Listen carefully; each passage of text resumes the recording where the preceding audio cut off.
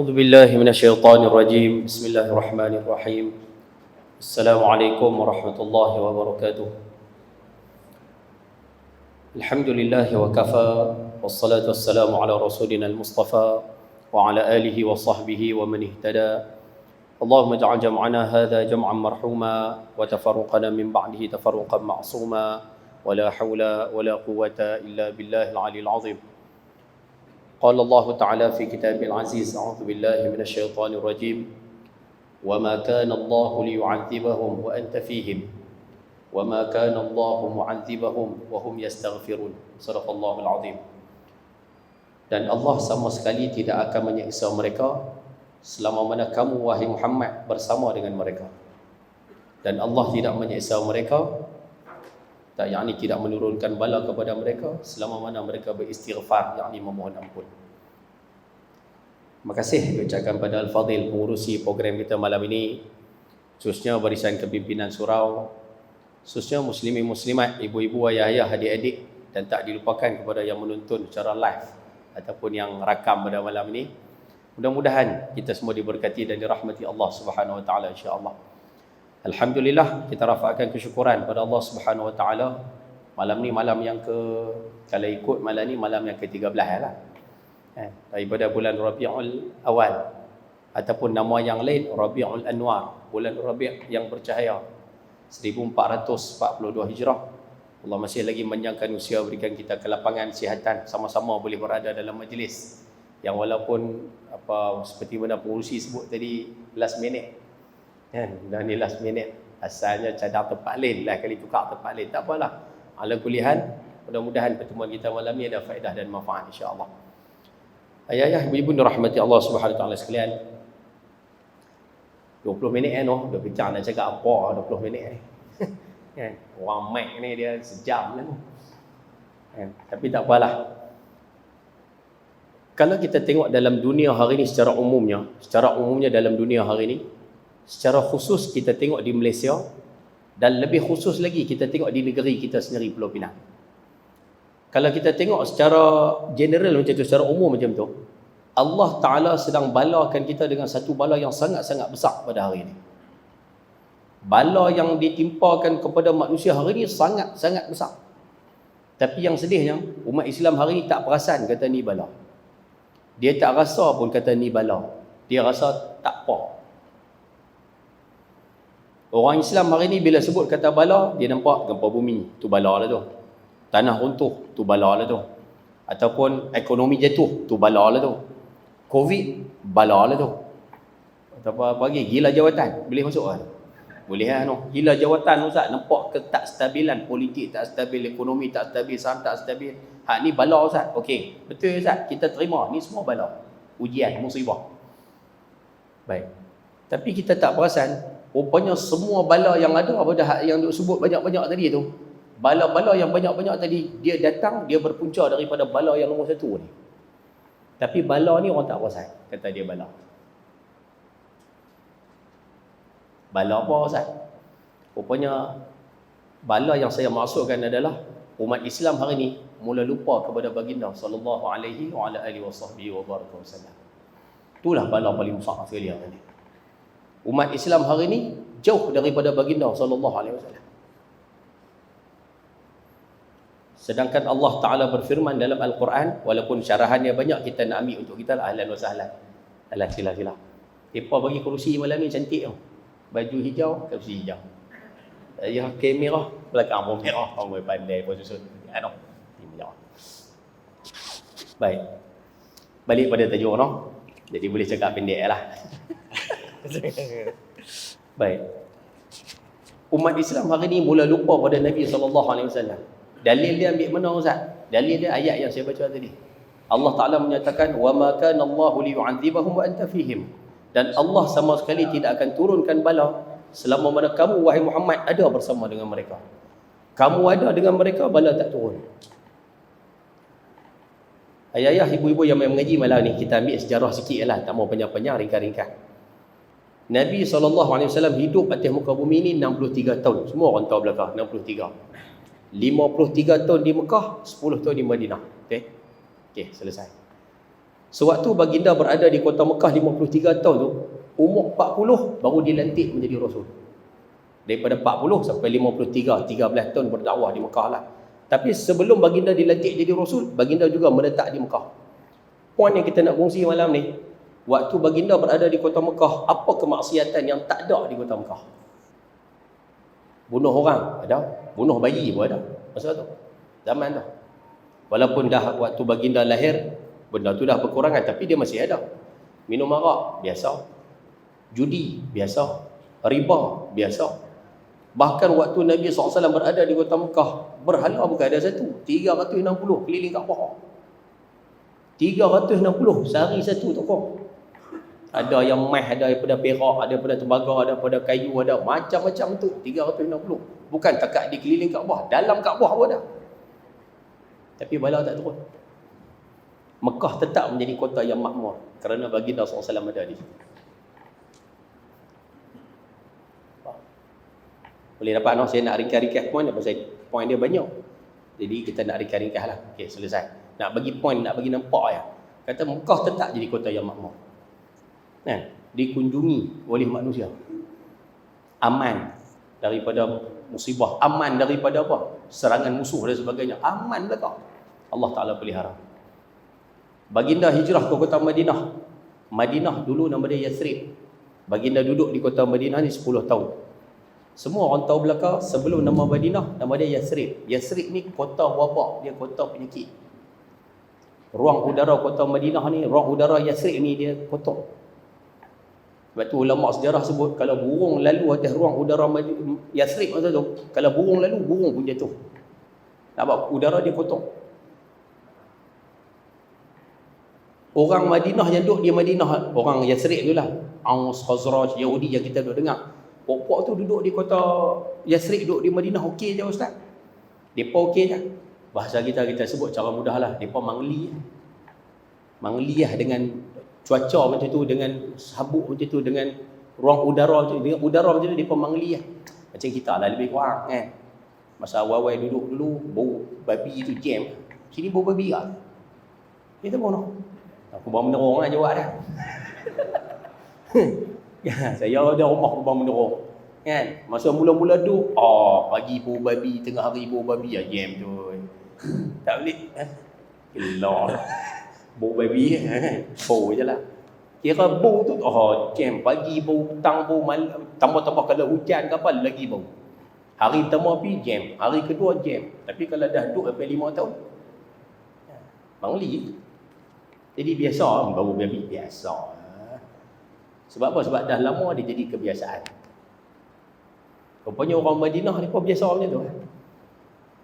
Orang yang baru datang kota Madinah, orang yang baru sampai ke Yathrib, boleh kata semua sakit. Saya nak sebut contoh ni, ayah-ayah ibu sekalian cuba cantum tengok puzzle ni. Ayah Nabi SAW, semua orang tahu belaka, ayah baginda hijrah, pergi berniaga ke Syam. Balik daripada Syam tu singgah di mana? Singgah di Yathrib. Sampai-sampai di sana jatuh sakit, wafat di sana. Di perkampungan Bani Najjar. Ibu Nabi SAW sama juga, waktu baginda berusia 6 tahun, ibu baginda bawa baginda ke Yathrib tu. Masa tu belum nama Madinah, Yathrib. Duduk di sana hampir 2 bulan. Duduk di mana Ustaz? Perkampungan Bani Najjar. Duduk di situ. Dan di situlah Nabi belajar sibahah, berenang. Time tu. Kalau orang tanya Nabi belajar berenang Ustaz, belajar masa Nabi duduk di perkampungan tu, belajar berenang. Masa tu umur 6 tahun. Pasal apa pilih perkampungan Bani Najjar Ustaz? Pasal apa kampung tu ayah Nabi pun singgah situ, ibu Nabi SAW singgah situ. Lah macam mana tak singgah kampung Bani Najjar? Datuk Nabi SAW, ringkas no? Muhammad bin Abdullah bin Abdul Muttalib bin Hashim. Hashim, datuk Nabi SAW yang namanya Hashim, Sayyidina Hashim. Hashim kahwin dengan wanita Bani Najjar. Kahwin dengan orang perempuan Bani Najjar. Dapat anak nama Abdul Muttalib. Yang kita dulu dengar nama Abdul Muttalib, datuk Nabi Abdul Muttalib, datuk Nabi SAW. Abdul Muttalib lahir di kota Madinah, dibawa di kota Mekah, membesar di Mekah, jadi pemimpin kota Mekah. Jadi perkampungan Bani Najjar ni ada kaitan dengan keluarga dengan Nabi SAW. Dan ayah kalau kita cek sikit lagi, kita dah dengar nama Sayyidina Abu Ayyub Al-Ansari. Kan Nabi SAW berhijrah, Nabi pilih rumah Sayyidina Abu Ayyub. Waktu semua orang pegang tali unta Nabi sebut khallu sabilaha, habis lepaskan dia. Fa innaha ma'murun. Dia dah diarahkan. Maksud dia lepas dia. Tuhan pandu dia nak pergi ke mana. Kan singgah rumah Sayyidina Abu Ayyub Al-Ansari. Sayyidina Abu Ayyub kalau ikut pandangan Al-Imam Abu Hasan Ali Al-Hasani An-Nadwi, ulama besar di India, dah meninggal dunia, pernah datang Malaysia sekali dulu. Ni Abu Hasan Ali Al-Hasani ni tok guru, mantan mufti Kedah. Pernah jadi guru pada Syekh Ahmad Fahmi Zamzam. Dan ada tokoh-tokoh lain lah di Malaysia ni. Dalam kitab tersebut dinyatakan Abu Ayyub Al-Ansari dengan Nabi SAW ni ada hubungan kekeluargaan. Lebih kurang 2-3 buku. Dekat mana tak jauh mana. Faham kata dia cerita. Buat yang senyap. Kan? Maknanya ada hubungan kekeluargaan. Saya lari tajuk guna pijuh lah. Nak cerita Pak Nabi SAW pergi Nabi SAW dengan ibu baginda Sayyidatina Aminah pergi ke Yathrib, duduk di sana 2 bulan, jatuh sakit ke. Udara dia kotor. Balik ke kota Mekah, tak sempat sampai di Mekah, wafat di Abu. Semua orang tahu belakang cerita tu. Waktu peristiwa hijrah, berapa ramai sahabat semua pakat pergi Yathrib belakang, pergi Madinah belakang. Berapa ramai jatuh sakit. Sayyidina Abu Bakar jatuh sakit, Sayyidatina Fatimah jatuh sakit, Sayyidina Bilal jatuh sakit. Berapa ramai sakit masa sampai. Sebab ruang udara dia agak tak berapa cantik. Tapi cuba tengok bila baginda sampai. Saya ringkas-ringkas ni pasal-pasal tak mengizinkan. Bila baginda SAW sampai di kota Madinah, satu hari baginda duduk dengan para sahabat, tiba-tiba ada mai kepada Nabi dan para sahabat ni, satu orang perempuan tua. Perempuan tua, baju hitam, pakai gelumur hitam tu lah, perempuan tua. Bila Nabi tanya sahabat, kenal tak siapa? Saya ringkas-ringkas ni, Nabi kenal tak siapa? Sahabat kata tak tahu. Nabi kata tu Humma, tu penyakit kota Madinah. Penyakit kota Madinah. Allah Ta'ala jelmakan penyakit tersebut jadi makhluk yang jadi nampak bentuk manusia. Penyakit teruk tadi, baginda sampai, Allah Ta'ala jelmakan penyakit kota Madinah tu jadi makcik tu. Dan Nabi SAW halau makcik tu keluar. Maksudnya perambat keluar lah. Tak silap saya, makcik tu pergi ke satu tempat. Tempat tu ada lagi di Arab Saudi sampai sekarang. Saya pun tak sempat nak cek dalam Google. Kalau tak silap saya lah. Kalau tak silap, nanti boleh cek semula. Makcik tu pergi ke satu tempat nama dia Juhfah. Tempat tu ada di Arab Saudi. Pelau. Tapi ayak di tempat tersebut tak apa cantik. Dia ayak dia nampak tak apa elok. Ada nampak macam ada racun sikit, tapi bukan racun mematikan lah. Tapi ayak dia tak apa elok. Makcik tu pergi tenggek dia tu. Dan selepas tu apa jadi? Kota Madinah, kota Yathrib ditukar kepada kota Madinatul Munawwarah. Dan kota Madinah selepas makcik tu keluar, terus jadi kota syifa, kota ubat. Sebab tu kalau kita tengok kadang ada mutawif yang mendalami dengan ilmu sejarah, mendalami, pegang dengan akidah Ahlussunnah wal Jamaah. Kadang-kadang kita pergi Madinah, kadang-kadang dia pesan, adab kita dengan kota Madinah, dia kata buang emas. Emas tu jangan pakai. Di Mekah selalu orang pakai emas, pasal udara dia agak kotor. Bukan kotor lah, maksudnya debu tu. Orang kadang alah dengan debu. Tapi di Madinah, adab kita buang emas. Biar kita duduk sudut udara Madinah tu masuk dalam badan. Sebab kota Madinah dah jadi kota syifa, kota ubat. Dan dia kekal jadi kota ubat, dia kekal jadi kota yang diangkat bala sampai kiamat. Sebab apa? Sebab baginda ada di sana. Sallallahu alaihi wasallam. Faham apa bahasa saya? Leno, selesai. Saja nak bagi faham je bukan tak apa. Baik. Habis tu Ustaz, bila baginda berada, bala diangkat. Okey. Sekarang ni Ustaz, kita macam mana pula? Ni kita nak ambil untuk kita lah. Kita ni macam mana sekarang? Kita sekarang, jarak kita dengan baginda SAW 1400 tahun. Jauh. Kita dengan baginda jauh.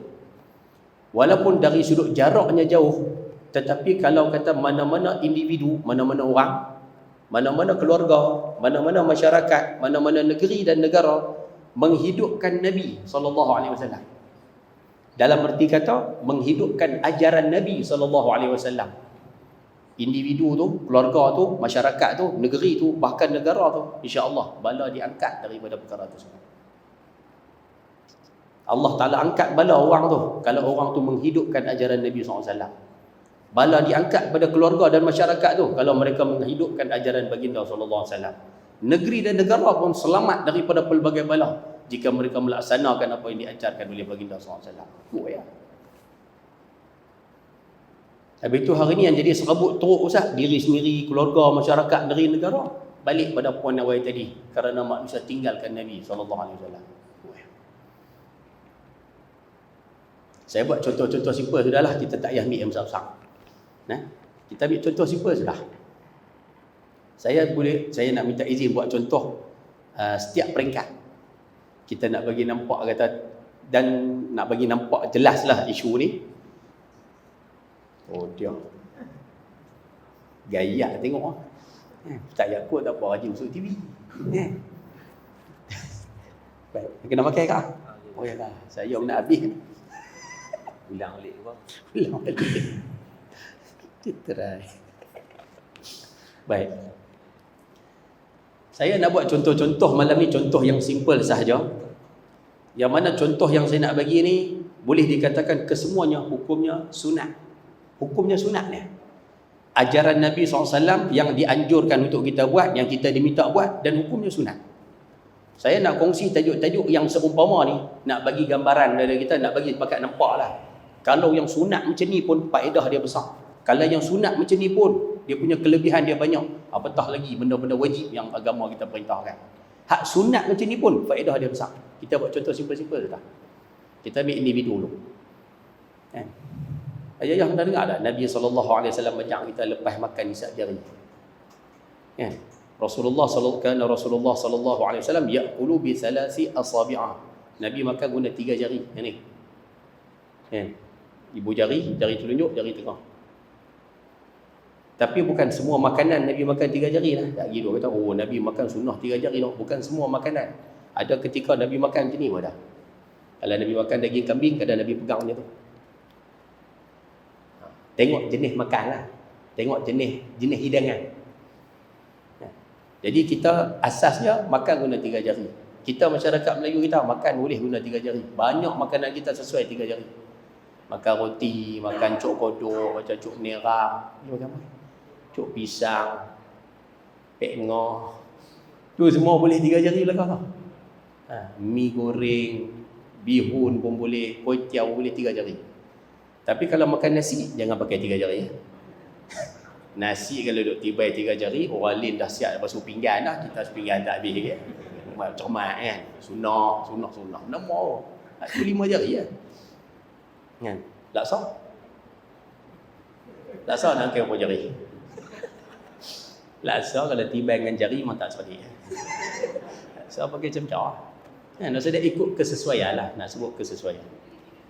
Kan selesai makan guna 3 jari ni kan Nabi sebut, hadis tersebut di hujung Nabi sebut wa yal'aqu asabi'ahu qabla an yamsahaha.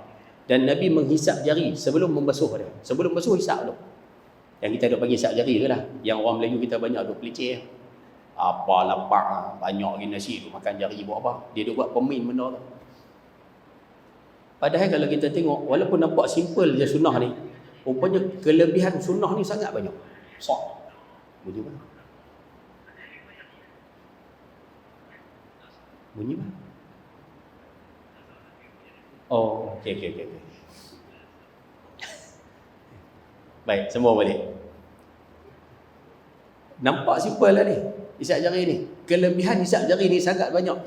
Saya pun tak banyak maklumat, tak banyak ilmu tentang perbahasan isu ni.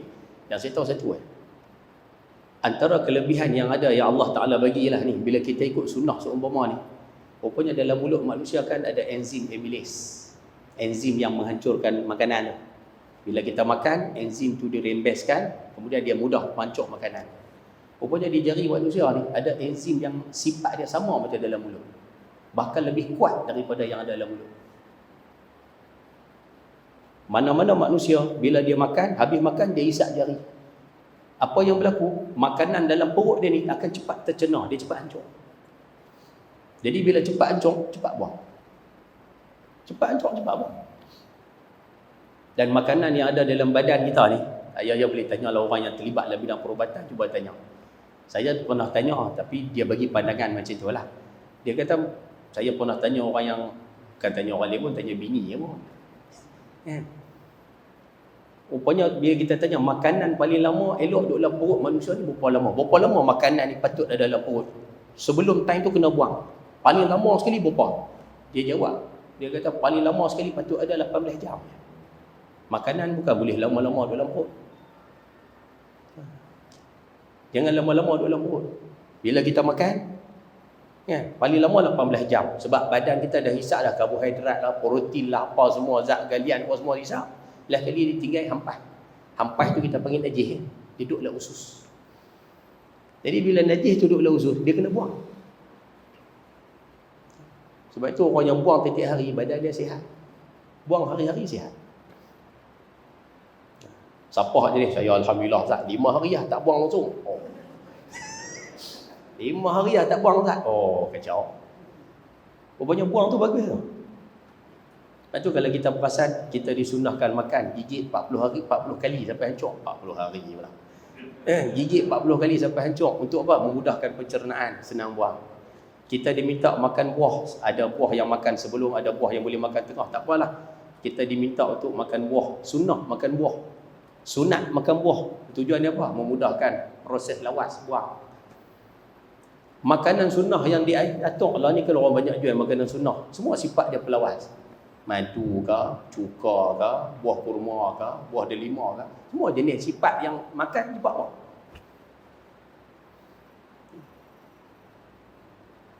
Rupanya najis bila duduk lama dalam perut, dia akan tukar jadi racun.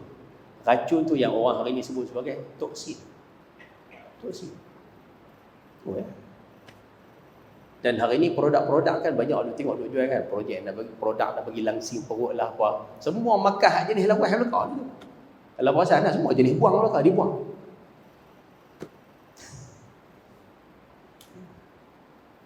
Tu Rupanya bila buang badan sihat. Bila simpan lama, dia jadi masalah. Lama-lama sehari tak ada masalah, tapi bila sentiasa macam tu, kita tengok dia memberi mudarat kepada badan. Benda simple ni, tapi ada kelebihan. Kalau yang kecil macam ni pun ada kelebihan. Cuba bayang amalan-amalan wajib yang dianjurkan dalam Islam. Cuba cek tengok perintah yang Allah Ta'ala suruh kita buat atas muka bumi ni, pasti lebih banyak kelebihan yang kalau nak senarai pun silap-silap tak cukup kalam. Benda kecil macam ni pun ada kelebihan ni.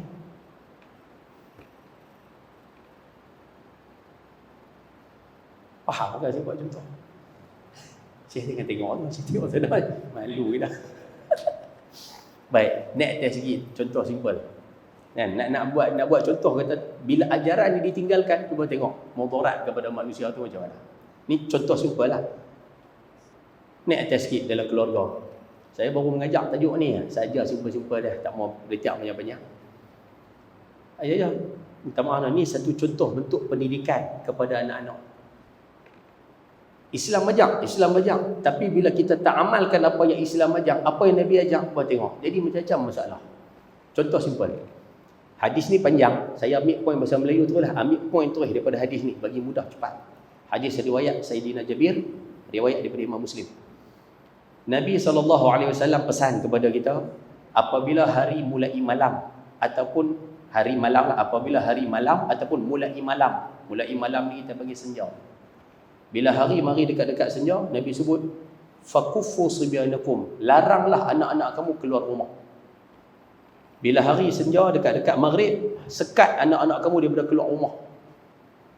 Kalau ayah ibu perasan, orang tua-tua dulu macam tu kan, dekat-dekat nak maghrib yang dia panggil habis, oi masuk, oi masuk, balik semua balik. Nampak? Orang dulu-dulu buat.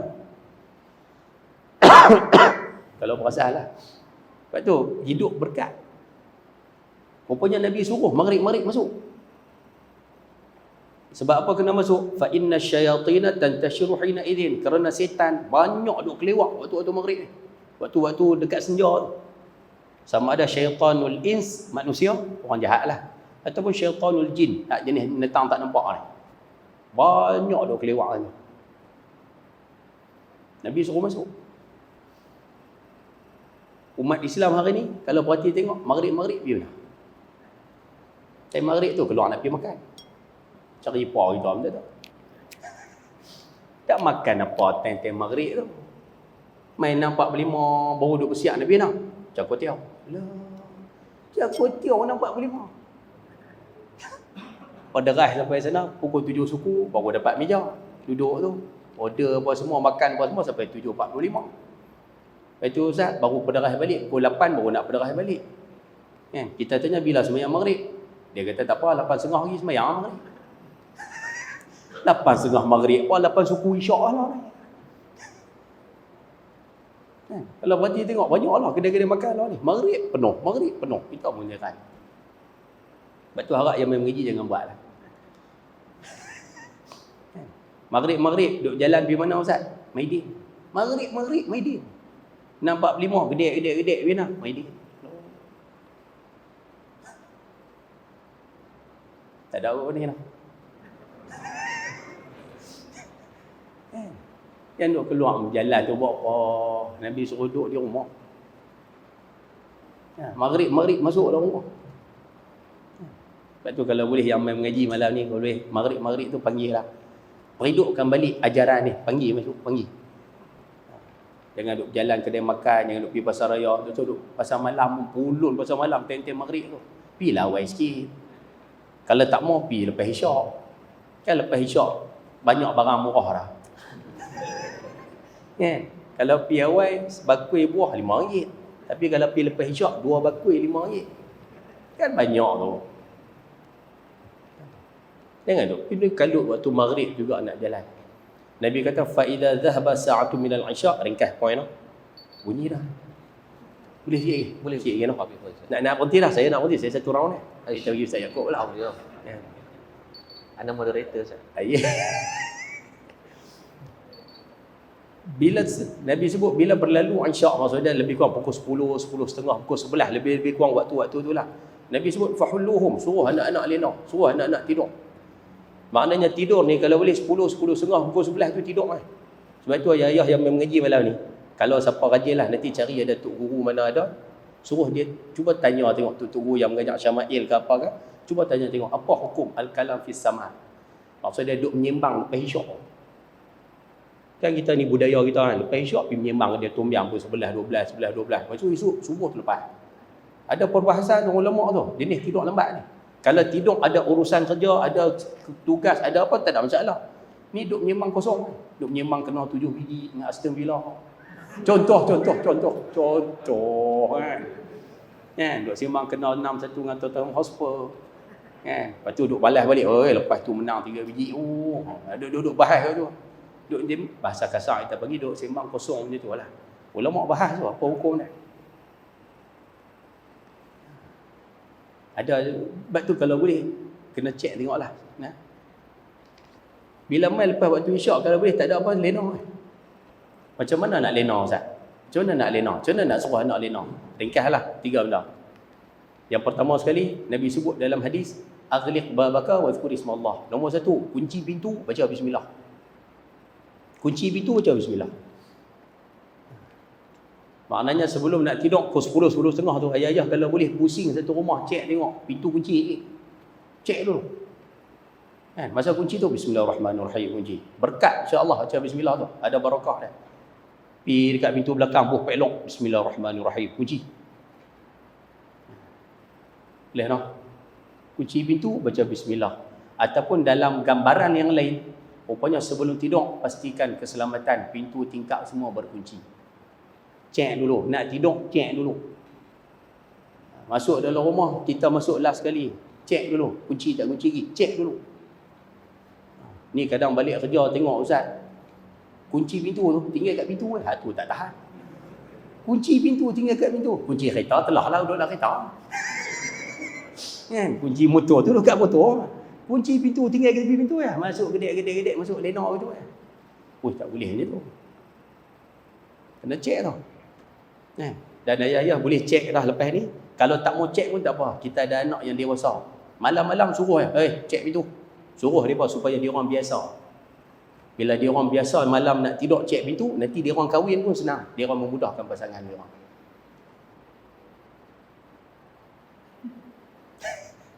Saya tak setuju nampak gaya apa. Ini contohlah contoh. Saya nak ringkas-ringkas tak boleh tiap panjang. Yang kedua Nabi sebut wa atfi misbahaka wa zkur ismallah. Nombor 2 padam lampu. Sebut nama Allah. Pergi dekat lampu bismillahirrahmanirrahim tutup. Bismillahirrahmanirrahim tutup. Bismillahirrahmanirrahim tutup. Tutup baca bismillah. Kalau dulu padam pelita tu. Dulu. Lah ni lampu Kalimantan macam ni. Sebab apa tutup Ustaz? Kalau dulu untuk keselamatan lah, takut api terbakar. Sekarang ni pembaziran. Betul nak tidur malam, cek lampu, tengok lampu tutup. Buka lampu luar 1, 2 sudahlah. Ni kita nak suruh anak kecil tidur. Ayah nak suruh cucu tidur. Campur ni apa 11.30 tak tidur ni. Awak yang tak mengantuk ni. Nak mengantuk, nama lampu cerah lah rumah. Dia kena tutup. Tutup lampu, tutup sekali yang 4 segi je. Tahu 4 segi tu? 4 segi pun padam sekali. Apa dia 4 segi Ustaz? Televisyen tu lah. Padam sekali lah. Tapi lah susah sebab ada menetang ni. Ni susah sikit lah. Tapi kalau TV tutup lah. Alah tak payah tengok lah. Perempuan tanpa dosa tu tak payah tengok lah. Tajuk pun nampak macam tak apa kena. Mana ada manusia tak ada dosa? Semua ada dosa. Boleh noh, tak apalah nak tengok lah, saya bukan marah tengok. Kan, tutup TV tu. Padam. Nah, nak tidur padam, lampu-lampu tutup. Kalau kita tak boleh tutup, suruh anak-anak tutup supaya depa dilatih. Malam tutup, malam tutup. Dua. Dan yang ketiga, hak ni ibu-ibu di belakang kot noh. Nombor 3 pergi ke dapur. Tengok mana-mana bekas makanan, bekas minuman terbuka, tutup. Tutup. Minyak duduk atas belanga pula. Belanga tu duduk ada minyak dalam tu, duduk atas dapur tu lah. Ambil lah pinggan ke tutup, ambil tudung periuk ke tutup. Jangan biar terbuka. Tu ya, Syaitan kecau benda tu. Kalau makanan terbuka pun dia kecau. Ni terlibat perbuatan Islam. Saya tak pandai babat. Kena tutup tu. Makanan dalam ni ada makan apa semua, ambil bola peti simpan dalam peti Saya mengajar satu tempat. Oh, live pula. Harap-harap makcik tu tak tengok live. Tapi geram. Kata biar tak puas, biar minta maaf makcik tu. Saya mengajar tajuk ni. Saya kata lah lepas makan apa semua tu, pinggan-pinggan apa bekas makan tu, saya kata letaklah dalam peti ais. Buat dalam peti ais. Jangan tinggal atas meja macam tu ya. Dia jawab tu ya. Dia kata, Ustaz, peti ais penuh Ustaz. Macam nak sumbat masuk? Jawab tu ya. Kita geram semua. Dia kata peti ais penuh macam mana nak buah masuk? Ya dengar-dengar tu saya kata inilah. Saya tak tahu masa tu geram kan. Saya pun jawab ala kadar macam tu Saya kata makcik kalau makan, makcik makan ikan tamban tinggal sekerak tu ya, ikan tamban. Dia makan tinggal sekerak tu. Kan orang kita jenis makan tak habis tu. Ikan tamban makan tinggal sekerak tu. Ekor dia hujung tu. Bila dia nak buah dalam peti ais, pinggan besar ni. Dia buah ikan tambahan sekok, lepas tu dia buah dalam peti ais. Telur besar ni. Telur, dia dah cubit, telur ada tinggal besar ni ya. Dia buah pinggan besar ni kak, buah hujung tu. Lepas tu buah dalam peti ais. Kalau macam tu ketat dalam peti ais tu. Faham tak ketat? Faham kan? Dia kata patutnya makcik, kalau kata nak buah dalam peti ais, dah tahu dah kata ikan tambahan macam tu. Ikan tambahan. Dah tahu kata telur besar tu. Apa salahnya ambil piring satu kecil tu, buah ikan tambahan kat situ, buah telur hak tak habis kat situ, hak cabai duk ada sikit, duduk dalam pinggan, duduk dalam mangkuk cabai tu, cedok cabai tu, buah jemput buah situ, buah dalam peti ais, kan banyak ruang kosong. Saya buah macam tu, saya tengok dia duduk tunduk tu, saya kata kena dah tu, nampak ke? Yang dia jawab peti ais penuh nak buah macam mana. Bukan masalah peti ais tu penuh, masalah cara manage peti ais tu.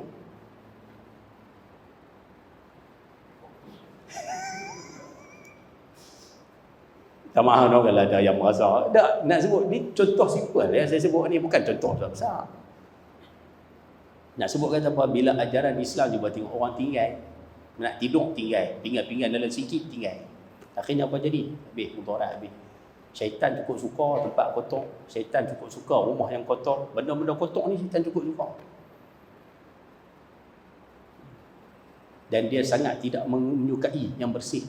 Hati yang bersih dia tak suka, badan yang bersih dia tak suka, pakaian yang bersih dia tak suka, tempat tinggal yang bersih, apa-apa yang bersih dia tak suka. Sebab tu Nabi pesan an-nadhafatu minal iman, kebersihan sebahagian daripada iman. Boleh no? Selesai. Yang terakhir, saya nak serah, nak buat contoh lah. Kata orang tinggal ajaran Nabi, cuba tengok apa yang berlaku. Jadi macam-macam salah. Masyarakat, saya rasa tak payah kot no. Sini, kalau nak tahu isu masyarakat, saya minta sila lah, ayah yang mengaji malam ni. Saya minta sila ke surah Al-Husna. Surah Al-Husna. Kan? Hari Khamis minggu keempat. Di situ tiap bulan kita mengajar tajuk adab hidup masyarakat. Tiap bulan tajuk tu macam-macam lah, tajuk dengan jiran, tajuk dengan bini, tajuk dengan apa. Kalau nak minta sila, tapi jangan rakam. Jangan rakam tak payah. Tu memang kita buat untuk orang situ Kan, nak pergi mengaji boleh, tak ada masalah. Baik, jadi isu masyarakat saya rasa tak perlu bincang kot no. Cuma nak sebutlah ayah-ayah duduk rumah taman macam ni. Kalau boleh jaga adab dengan jiran jaga adab. Jangan buat bising. Pukul 10 malam duk katuk paku. Pang 10 malam. Duk katuk dinding rumah kita. Betul, dinding tu dinding rumah kita, tapi bunyi dia ganggu jiran. Tak mana bela kucing. Jangan biarkan kucing kita duk pergi berak rumah orang. Jangan. Itu menyakitkan jiran. Siapa nak renovate rumah, kalau boleh sebelum renovate, pergilah jumpa jiran dulu, minta izin. Bagi tahulah, ni kata saya nak renovate rumah. Saya nak tambah sikit depan ni, nak jadikan pos kereta ni, nak jadikan dia bilik. Jadi waktu buat ni nanti kalau kata ada retak ke apa, bagi tahu lah. Kalau bocor bumbung ke apa, bagi tahu lah. Kalau ada terganggu bunyi bising pun saya minta maaf banyak-banyak lah. Minta izin dulu. Kau pakat buat aku tu macam mana? Akhirnya apa jadi? Itu yang bergaduh. Kita buat rumah, kita kata ni rumah saya, Ustaz, ikut suka saya nak buat macam mana pun. Betul. Tapi perbuatan kita buat macam tu, akhirnya menyebabkan hubungan dengan jiran jadi tak cantik. Jiran pula dia kata, ngaji saja. Pak, ni buat rumah tapi rumah kita retak, tengok meleleh ayak ni, bumbung bocor. Akhirnya jadi bala tu. Bala berkeliling jiran pula. Bila ajaran baginda tak diikuti, bala. Dia jadi musibah, susah. Boleh no? Contoh. Naik atas lagi, penutup negeri negara. Bila orang tidak, bahasa kasar, bila kita buang Nabi SAW dalam kehidupan, buat tengok. Walaupun dalam negara, kita buang baginda, ajaran baginda kita buang. Buat tengok apa jadi hari ni. Saya tak mau ambil banyak, tapi satu sudah. Lah ni dalam Malaysia yang duk serabut isu apa? Isu apa? Covid. Covid tak serabut Isu apa? Isu politik Kono. Kalau bahasa lah kita sebut, jadi macam orang gila. Semua pakat duk gila Kalau kita tengok ajaran Nabi SAW, ayah-ayah duk apa hadis tu duk dengar selalu dah. Kan Nabi sebut, kullukum ra'in. Setiap kamu adalah pemimpin. Tapi yang lebih utama, wa kullukum mas'ulun 'an ra'iyatihi, dan kamu akan dipertanggungjawabkan, akan ditanya atas apa yang kamu pimpin. Kalau sedap benda tu, jawatan tidak menjadi satu kegilaan. Kalau sedap benda tu. Tapi bila tak sedap benda tersebut, tak sedap kita nak kena tanya, semua pakai gila lah. Sayyidina, sebagai penutup, Sayyidina Abu Zar kata kepada Rasulullah SAW, Ya Rasulullah, ala tasta'miluni? Ya Rasulullah, kamu tak mau lantik aku kah jadi pegawai? Tak mau lantik aku kah jadi pegang jawatan mana-mana? Tak mau bagi aku GLC ada tu saya tambah lah. Contoh, tak mau bagi aku jawatan kah? Nabi pegang Abu Zar ni. Ni, fadaraba mankibayya. Nabi pegang dua-dua bawaku macam ni. Nabi kata, Ya Abu Zar, innaka dha'if. Wahai Abu Zar, kamu lemah. Maksudnya kamu orang yang tak mampu. Wa innaha amanatun. Jawatan ni dia amanah. Dia tanggungjawab. Dan jawatan ini akan membuatkan seseorang itu dihina di hari akhirat, dan akan membuatkan seseorang itu menyesal di hari akhirat kalau dia tak tunaikan tanggungjawab dia. Berapa banyak pesanan yang bentuknya seumpama ni, Kan ayat Quran yang selalu kita duk dengar tu, inna aradna al-amanata 'ala samawati wa awal jibal sampai habis tu, cerita pasal amanah juga. Tu tanggungjawab. Tapi hari ni ajaran tu orang buang, orang tak nampak. Tugas ini, amanah ni satu tanggungjawab, tak nampak. Jawatan ni sebagai tanggungjawab, orang tak nampak. Orang nampak jawatan ni sebagai habuan. Bila pesanan Nabi ditinggalkan, baru tengok hari ni. Bukan takat mereka je serabut, kita hak bawah lagi serabut. Hak mana duk main saham, baru masuk belajar-belajar. Tengok mereka berkelip, jatuh game, habis duit. Mereka tak apa, masuk juta-juta. Kita baru nak belajar, masuk berapa? 5. Oh, minta maaf. Congkir saham ada sebelah. Jatuh banyak tak itu? Jatuh banyak. Terkesan. Terkesan. Nampak? Mereka serabut, orang ni terkesan. Tak bukan dekat Cak Yusuf Yaakob je terkesan. Semua terkesan. Yang mana yang terlibat, semua terkesan. Yang tak main saham pun terkesan. Terkesan tak? Kita terkesan dari sudut lain. Yang bekerja, yang makan gaji, yang jadi pegawai kerajaan, semua terkesan. Nampak? Poin kita nak sebut, bila ajaran Nabi SAW hilang, bertengok bala datang dengan pelbagai cara. Yang akhirnya menyebabkan kita jadi susah. Sebab itu hari ini bersempena dengan sambutan Maulidur Rasul SAW. Sepatutnya kita perlu balik kepada baginda sallallahu alaihi wasallam. Round kedua lagi kita buat kesimpulan. Kita serah pada Fatih Ustaz Yaakob dulu insya-Allah. Minta maaf Zano, saya terlajak lebih sikit. Jadi saya rasa kesimpulan lagi Ustaz Yaakob bagi seorang. Ada. Sila, boleh tafadhal masykurah. Bismillahirrahmanirrahim. Assalamualaikum warahmatullahi taala wabarakatuh. Alhamdulillah yang saya hormati sahabat dan guru saya Fadil Ustaz Fawaz Mahjan, yang saya hormati Ustaz Mujib, Ustaz Mujib, yang hormati semua barisan Jawatan Kuasa Surau Al-Fatih. Mudah-mudahan dengan keberkatan nama Al-Fatih itu memberikan pembukaan yang baik kepada hati-hati kita untuk terus hidup dengan kebaikan agama dan memberikan manfaat kepada umat insya-Allah. Sepatutnya nak rasa kalau Ustaz Fawaz teri pun nak rasa kita redha. Nazri pun boleh tumpang. Lama tak dengar kuliah. Saya dulu setiap bulan kuliah anak akan ambil satu kuliah di Ustaz Tarbiyah Unais jam 9 pagi. Sebab apa? Nak tunggu kuliah Ustaz Fawaz sebelum. Jadi habis kuliah anak teri sambung dengan kuliah Ustaz Fawaz lah. Tapi lepas dari itu berlaku PKP, tangguh kuliah dan sebagainya, jadi rindu kalam-kalam beliau tu. Jadi malam ni rasa tak puas. Kalau tuan-tuan izin, kita serah pula lagi sekali. Kalau saya tak ada macam mudah. Tak on. Boleh. Baik. Muslimin simak rahmat Allah SWT. Tadi Ustaz Fawaz cerita banyak benda-benda yang pada saya ilmu yang sangat berfaedah dan bermanfaat kepada kita. Dan di antaranya disebut macam mana bila Islam, orang Islam itu tinggal ajaran Islam, maka didatangkan keberatan, jadikan kepayahan, kesulitan dalam kehidupan kita. Hatta dalam sesimpel-simpel benda, orang pun ajak dulu maghrib balik rumah. Lepas tu dalam ilmu perubatan Islam, kenapa maghrib kena balik rumah? Nabi sebut dalam hadis. Dan disebutkan juga kenapa? Disebabkan pertukaran waktu di antara alam ni dengan alam ghaib adalah pada waktu tu. Kita PM, AM ke PM, PM ke, maksudnya kita siang ke malam, sana malam ke siang.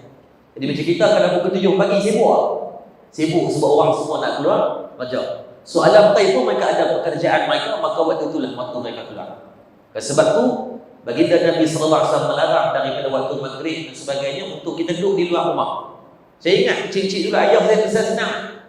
Waktu maghrib ada di rumah. Itu je. Nak main bola ke, nak main terbih ke, nak pergi buat mengatang apa boleh. Maghrib ada di rumah. Sampai dia jadi satu sistem dalam kepala otak kita ni, tengah main bola tuan-tuan. Kadang-kadang kita tim yang kalah kena buka baju. Kan? Gol pertama kan, siapa kena gol pertama kena buka baju. Kan kena buka baju. Tuan-tuan dengar Allahu Akbar, azan tu bunyi, selerak balik, selipar tak ambil, baju tak ambil. Sebab apa? Dah disistemkan. Maka sebab tu bila ajaran Islam kita tinggal, maka tuan-tuan, maka bencananya kita tanggung. Sebab tu kalau kita tengok, ada beberapa benda yang simple-simple je. Yang kita buat ni dipanggil actionable knowledge. Yang bila kita sebut, kita sama-sama boleh beramal. Duk bagi saya amalan, bangun pagi, 100 qul huwallah, bohong tuan, sempar je terbang, saya pun tak buat. Ni kita ambil benda-benda yang asas, yang semua boleh amalkan terus. Di antaranya Syekh Nuruddin sebut ni benda yang asas. Bila kita tengok di antaranya Syekh Nuruddin marah ketika mana kita berjalan, pijak tempat sujud. Saya mula-mula waktu Syekh Nuruddin sebut tu, kita tak berapa nak dapat macam mana pijak tempat sujud. Macam mana maksudnya bila kita selesai ambil wuduk ataupun tak selesai wuduk sampai wuduk di rumah pun, masuk dalam surau, masuk dalam masjid, jangan pijak tempat sujud ni. Maksudnya kita sendiri kena uruskan kaki bila dalam tapak perjalanan tadi, sama ada bila sampai di tempat sujud ni dilangkahkan besar atau dikecilkan. Yang pasti dengan pijak tempat sujud. Bila dia fikir balik kenapa? Dia kata logiknya. Ini bukan dari segi perbahasan adab dalam Islam lagi ni. Ini dari segi logiknya. Bila kita ambil wuduk, kaki kita basah. Tonton pijak kapet, jadi puangkan. Kena kaki kawan tu ada cekam, tak mampu orang tu. Kalau dia tak ada masalah kaki pun tuan-tuan, kaki tempat yang kita pijak merata. Maka Islam ajarkan adab sampai macam tu sekali. Tempat sujud pun jangan pijak.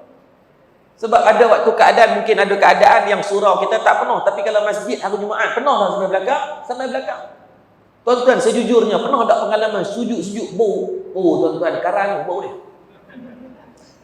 Hilang putih rokaan, apa rokaan apa kalau macam sembilan jatuh dah.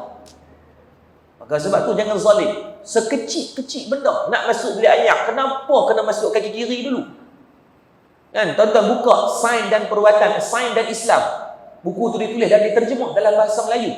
Dia cerita detail tentang apa kaitan, kenapa solat itu bagi manfaat pada sudut sains. Kenapa puasa tu dibagi manfaat dari sudut sains. Dan disebut juga kenapa diajarkan masuk tandas kaki kiri dulu. Disebabkan refleks badan manusia ni Allah bagi tindak balas dia, kalaulah lincin, maka nak tergelincir tu tuan-tuan, kaki kanan akan cepat untuk respon. Dia akan minimalkan dari segi jatuh, impact kejatuhan. Automatik Allah jadikan, walaupun kita dominan kiri, walaupun kita ni standard di Chong Wei kan, main semua kaki kiri, main bola pun sepak kaki kiri, tetap Allah jadikan fitrah badan manusia itu dari segi kanannya dia akan lebih cepat respon untuk minimalkan. Jatuh mungkin jatuh gedebok juga, dia minimalkan keadaan. Sampai orang cari kajian ni macam tu. Sebab tu kalau kita tengok Syekh Nazrul Nasir, dia bagi satu sanad. Malam ni kita sama-sama kongsi. Saya Ustaz Fawaz lebih tahu sanad ni, tapi saya sekadar kongsi, insya-Allah sama-sama kita dapat manfaat. Syekh Nazrul buat duduk di Mesir, dia ajak kita cara lipat sejadah pun Islam ajar. Dan lipat sejadah ni kita main kadang-kadang ikut teradak, main bubuh ya. Dia lipat, jadi hari ni dia nak buat tosen jadi tosen, minggu depan nak buat roti kahwin, dia buat roti kahwin. Kan tuan-tuan, ni lipat sejadah ni. Sampaikan kata Islam ni sampai benda-benda kecil ni pun diajar. Sebab apa? Sebab ada faedah dia. Lipat sejadah ni tuan ni, empat ni. Ustaz kita izin, salam Ustaz tegak dah. Ni ambil macam ni dulu. Saya pandai tak dalam hidup saya baju tak boleh lipat sejadah sebab dalam rumah ada 2 sejadah dan saya dengan isteri jadi senang lah. Kalau Ustaz bawah dia 3 sejadah lah, tak payah lah. Dia lagi dah salah, kalau salah tegur. Sejadah ni lipat macam ni, yang dipijak ni letak macam ni dulu, masuk dalam. Makcik-makcik tak nampak minta maaf je lah.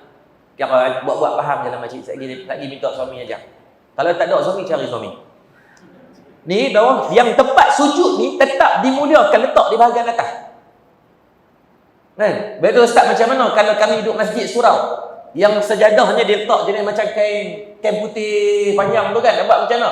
Tetap muliakan yang sujud itu di atas, bukan yang bawah pergi ke atas. Tuan-tuan, ni kata Islam.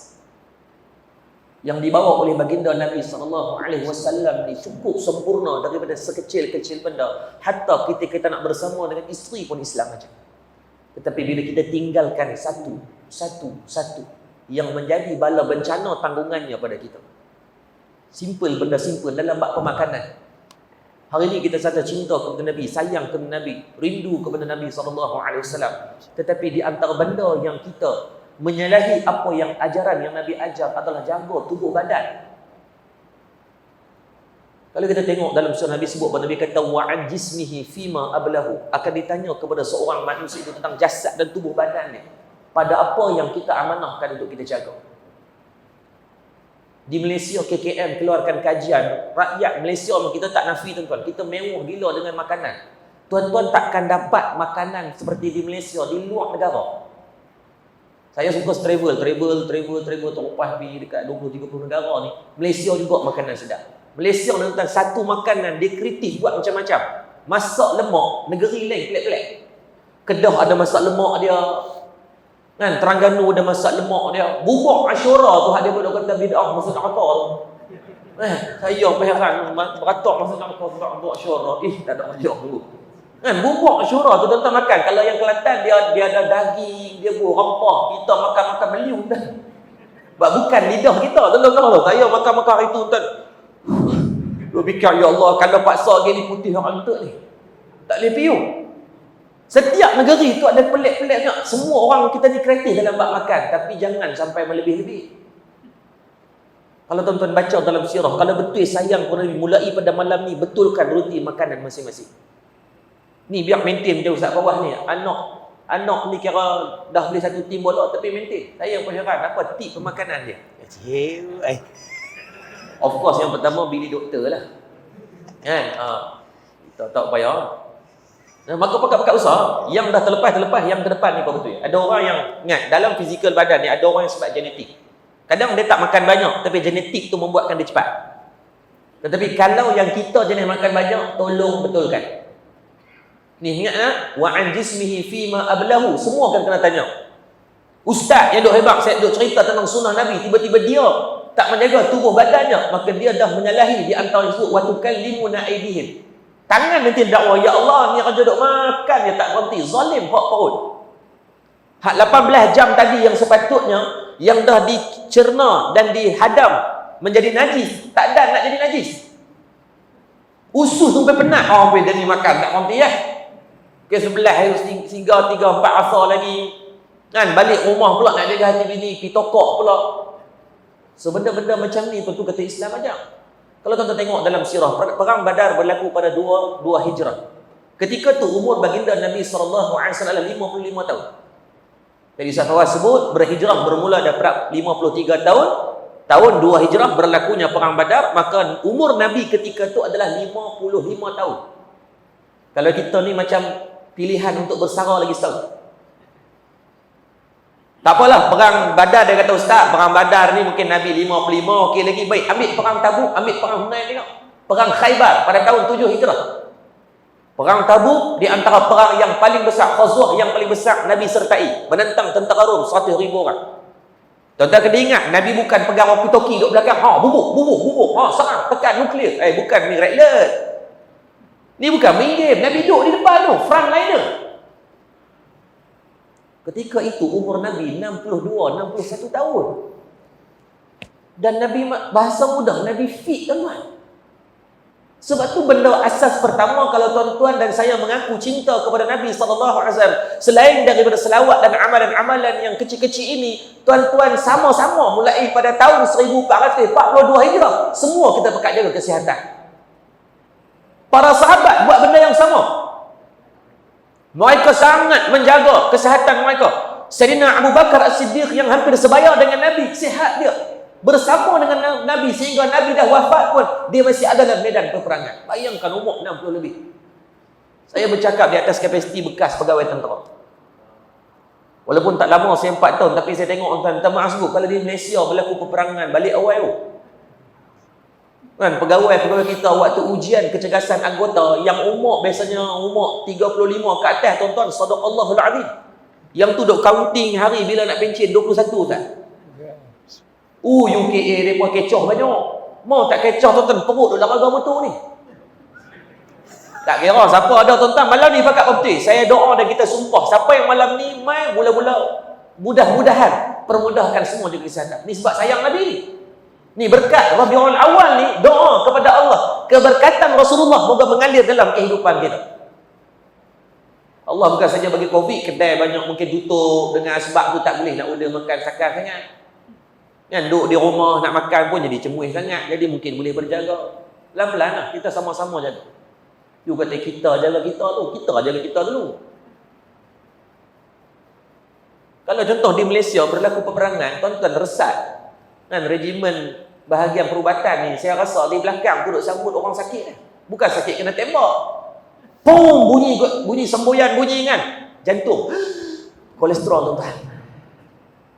Kan terkejut, penat tuan-tuan, go. Oh, kata-kata go. Itu kesihatan. Sayang kepada Nabi. Saya yakin ramai orang tak sebut. Tak apa orang sebut dia, orang tak suka, yang penting kita nak Nabi suka kita. tak makan, jaga kesihatan. Saya susah hati perut, badan saya nak. Kan? Saya masuk gym tak apa, masuk pergi orang nak kata bukan kita nak badan ketok-ketok six-pack macam Khabib Nurmagomedov tu, tak payahlah. Kita bukan nak pergi berkeliling orang, tapi biar kesihatan tubuh badan ni amanah kita dengan Allah, dasar sayang kita dengan Rasulullah. Sebab saya baca sirah tentang para sahabat, 10 sahabat didirikan syurga, semua fi. Boleh duduk dalam medan perang, umur 60. Uish, tuan-tuan, 60 ni kita kek rambutan pun, dia baru kek 2 biji, dia abang cutak larat lah, mata pinak dah. Kalau genetik, di maaf syarak. Benda tu kadang-kadang ada orang yang memang keluarga dia, keturunan dan sebagainya, di maaf syarak. Tapi kalau amalan harian kita, betulkan. Balik sekali pergi lah, hospital mana-mana buat medical check up sikit, check. Badan kita perlukan kalori berapa? Setiap manusia tak sama. Kami pelajar, pelajar saya semua, kita akan bagi pelajar makan apa yang dia perlu, bukan apa dia nak. Pelajar-pelajar kita, saya jumpa dengan Dr. Mazli ketika dia sebagai menteri dulu lah, sebelum dia Sadaqallahul Azim. Wallahi, saya jumpa dia, saya kata, doktor, saya kata, kenapa kementerian tidak menetapkan satu garis panduan SOP tentang pemakanan? Saya kata, di sekolah 90% pelajar-pelajar kita rosak dengan makanan. Saya kata, anak saya pun sama. Duduk di sekolah kalau tanya makan apa, Fatih makan apa? Makan fast food. KKM dah keluarkan supporting dokumen mengatakan 80% penyakit yang ada kepada anak kita hari ini datang daripada punca pemakanan. Betul kan itu? Sebab tu dalam Quran kalau tanya Ustaz Fawaz cara detail, beliau lebih pakar dalam bab tu. Dalam Quran Allah ajarkan pemakanan. Dalam hadis Nabi ajarkan yang nak makan buah dulu. Tuan-tuan, kenapa kena makan buah dulu? Saya minta doktor untuk buat dietitian untuk para pelajar. Saya tanya kenapa? Ya, kita faham dalam hadis Nabi sebut, tapi kita nak juga dari segi penjelasan agar kita boleh komplimentkan di antara dua benda ini di atas dasar sayang kita kepada Rasulullah juga. Dia kata, Ustaz tahu tak kenapa Nabi ajar makan buah dulu? Dari segi sains, dia kata sebab perut manusia dia ada ruang dia. Perut manusia dia ada ruang dia. Maka bila kita mulakan dengan makan buah terlebih dahulu, maka sebahagian ruang dalam perut yang nak diisi tadi akan sedikit dipenuh. Maka biasanya bila kita memulakan dengan buah, maka kita kurang tambah. Tapi kita biasanya buah kita akan simpan sebagai optional. Sebagai dah habis makan, sebagai pencuci mulut. Bila pencuci mulut, kita akan tibai kau-kau sampai betul-betul tak boleh nak masuk sumbat sampai hidung cendol, tak lepas nak sumbat dah pun, dia sumbat juga. Maka dia akan duduk pada. Kau betul kan? Sebelum nak makan tu minum dulu layak segelas, bagi benda tu ruang tu, maka automatik dia akan minimumkan sedikit dari segi pemakanan. Dan yang bestnya bila kita try kepada budak-budak, mulakan dengan pemakanan bangun pagi dia akan minum air. Sebelum tidur tuan boleh buat amalan. Nanti saya hantar kepada Ustaz Mujib, jadual tu bukan jadual saya. Doktor pakar tolong buat untuk pelajar kami, kita bagi je, tuan-tuan ambil. Nanti saya bagi Ustaz Mujib, saya Mujib bagi pada jemaah. Boleh amalkan tu. Sebelum tidur, ini Profesor Dr. Nana. Tuan-tuan cari Profesor Dr. Nana ni, dia adalah pakar otak. Dia 6 bulan buat PhD di Israel, dia jaga budak-budak yang hafal kitab Hebrew ni. Dia kata amalan budak orang-orang Yahudi, sebelum tidur, mereka akan ambil kurma, dia akan buka. 3 biji kurma, dia akan pecah 3 ke 5 ke 7 ke terpulang, dia akan rendam dalam air. Air masak biasa ni, air mineral biasa ni, sebaiknya adalah air mineral lah, bukan air yang dimasak. Ada? Enzim dia tak rosak dari sudut air. Jadi tak ada masalah kalau nak guna air mana pun. Jangan cuba air jiran sebelah kan. Maka rendam dengan kurma sebelum tidur. Kita boleh amalkan, pada anak pun tak apa. Maka bangun tidur, benda awal kan diajar kan, kita ni dalam mulut-mulut kita ni ada enzim yang baik untuk kita minum air dengan syarat gosok gigi sebelum tidur lah. Ini baru tiba dia gudang garam kan, tiba vape recycle, lepas tu duk buat enzim, tu tukar enzim tu nak mampu boleh. Maka minum yang tu dulu, minum yang tu, dan dia akan mengenyangkan, dia panggil gula ringkas. Gula ringkas pada tubuh ni dia akan membuatkan pagi tu kita yang pertama tak ada gastrik lah, insya-Allah. Pisang gula ringkas. Semua pisang ni kalori dia agak tinggi. Saya bukan pakai perubatan, tapi bila terlibat untuk jaga pemakanan pelajar, tuan-tuan percaya, jaga pemakanan pelajar, dia membantu pembelajaran dia setiap hari. Profesor Dr. Nana, dia sebut dalam pemakanan dia, di antara budaya yang salah dalam masyarakat Melayu, dia kata bagi budak-budak makan nasi goreng waktu pagi. Kita mendengung saat 7 tahun saya duduk Tafiz, 7 tahun tiba nasi goreng. Waktu tu cari alasan, maksudnya aku ni tak bodoh sangat lah, silap makan. Saya tanya Profesor, saya tanya, kenapa tak boleh makan nasi goreng? Tak apa, kita nak buat silap, saya pun buat silap, saya pun ada anak 4 orang dah anak saya. Semua lelaki juga tu. Tak boleh kita betulkan. Saya tanya kenapa? Dia kata, Ustaz, ni pemakanan. Kita tak, kalau nak cerita tentang sirah, ni ahli dia. Nak cerita tentang ni ahli dia. So saya cerita benda yang saya erti sikit lah. Karena agar semua dapat manfaat yang kita boleh amalkan. Cerita banyak-banyak pun lagi, tak amal buat apa, cerita kita benda yang kita boleh amalkan. Saya tanya dia kenapa tak boleh makan nasi goreng. Dia kata, Ustaz, kepada orang yang ada aktiviti, kita yang bekerja di ofis, yang ada pergerakan, yang mungkin ada sukan, pagi nak kayu gerek dan sebagainya, boleh makan macam tu. Tetapi pada pelajar jangan.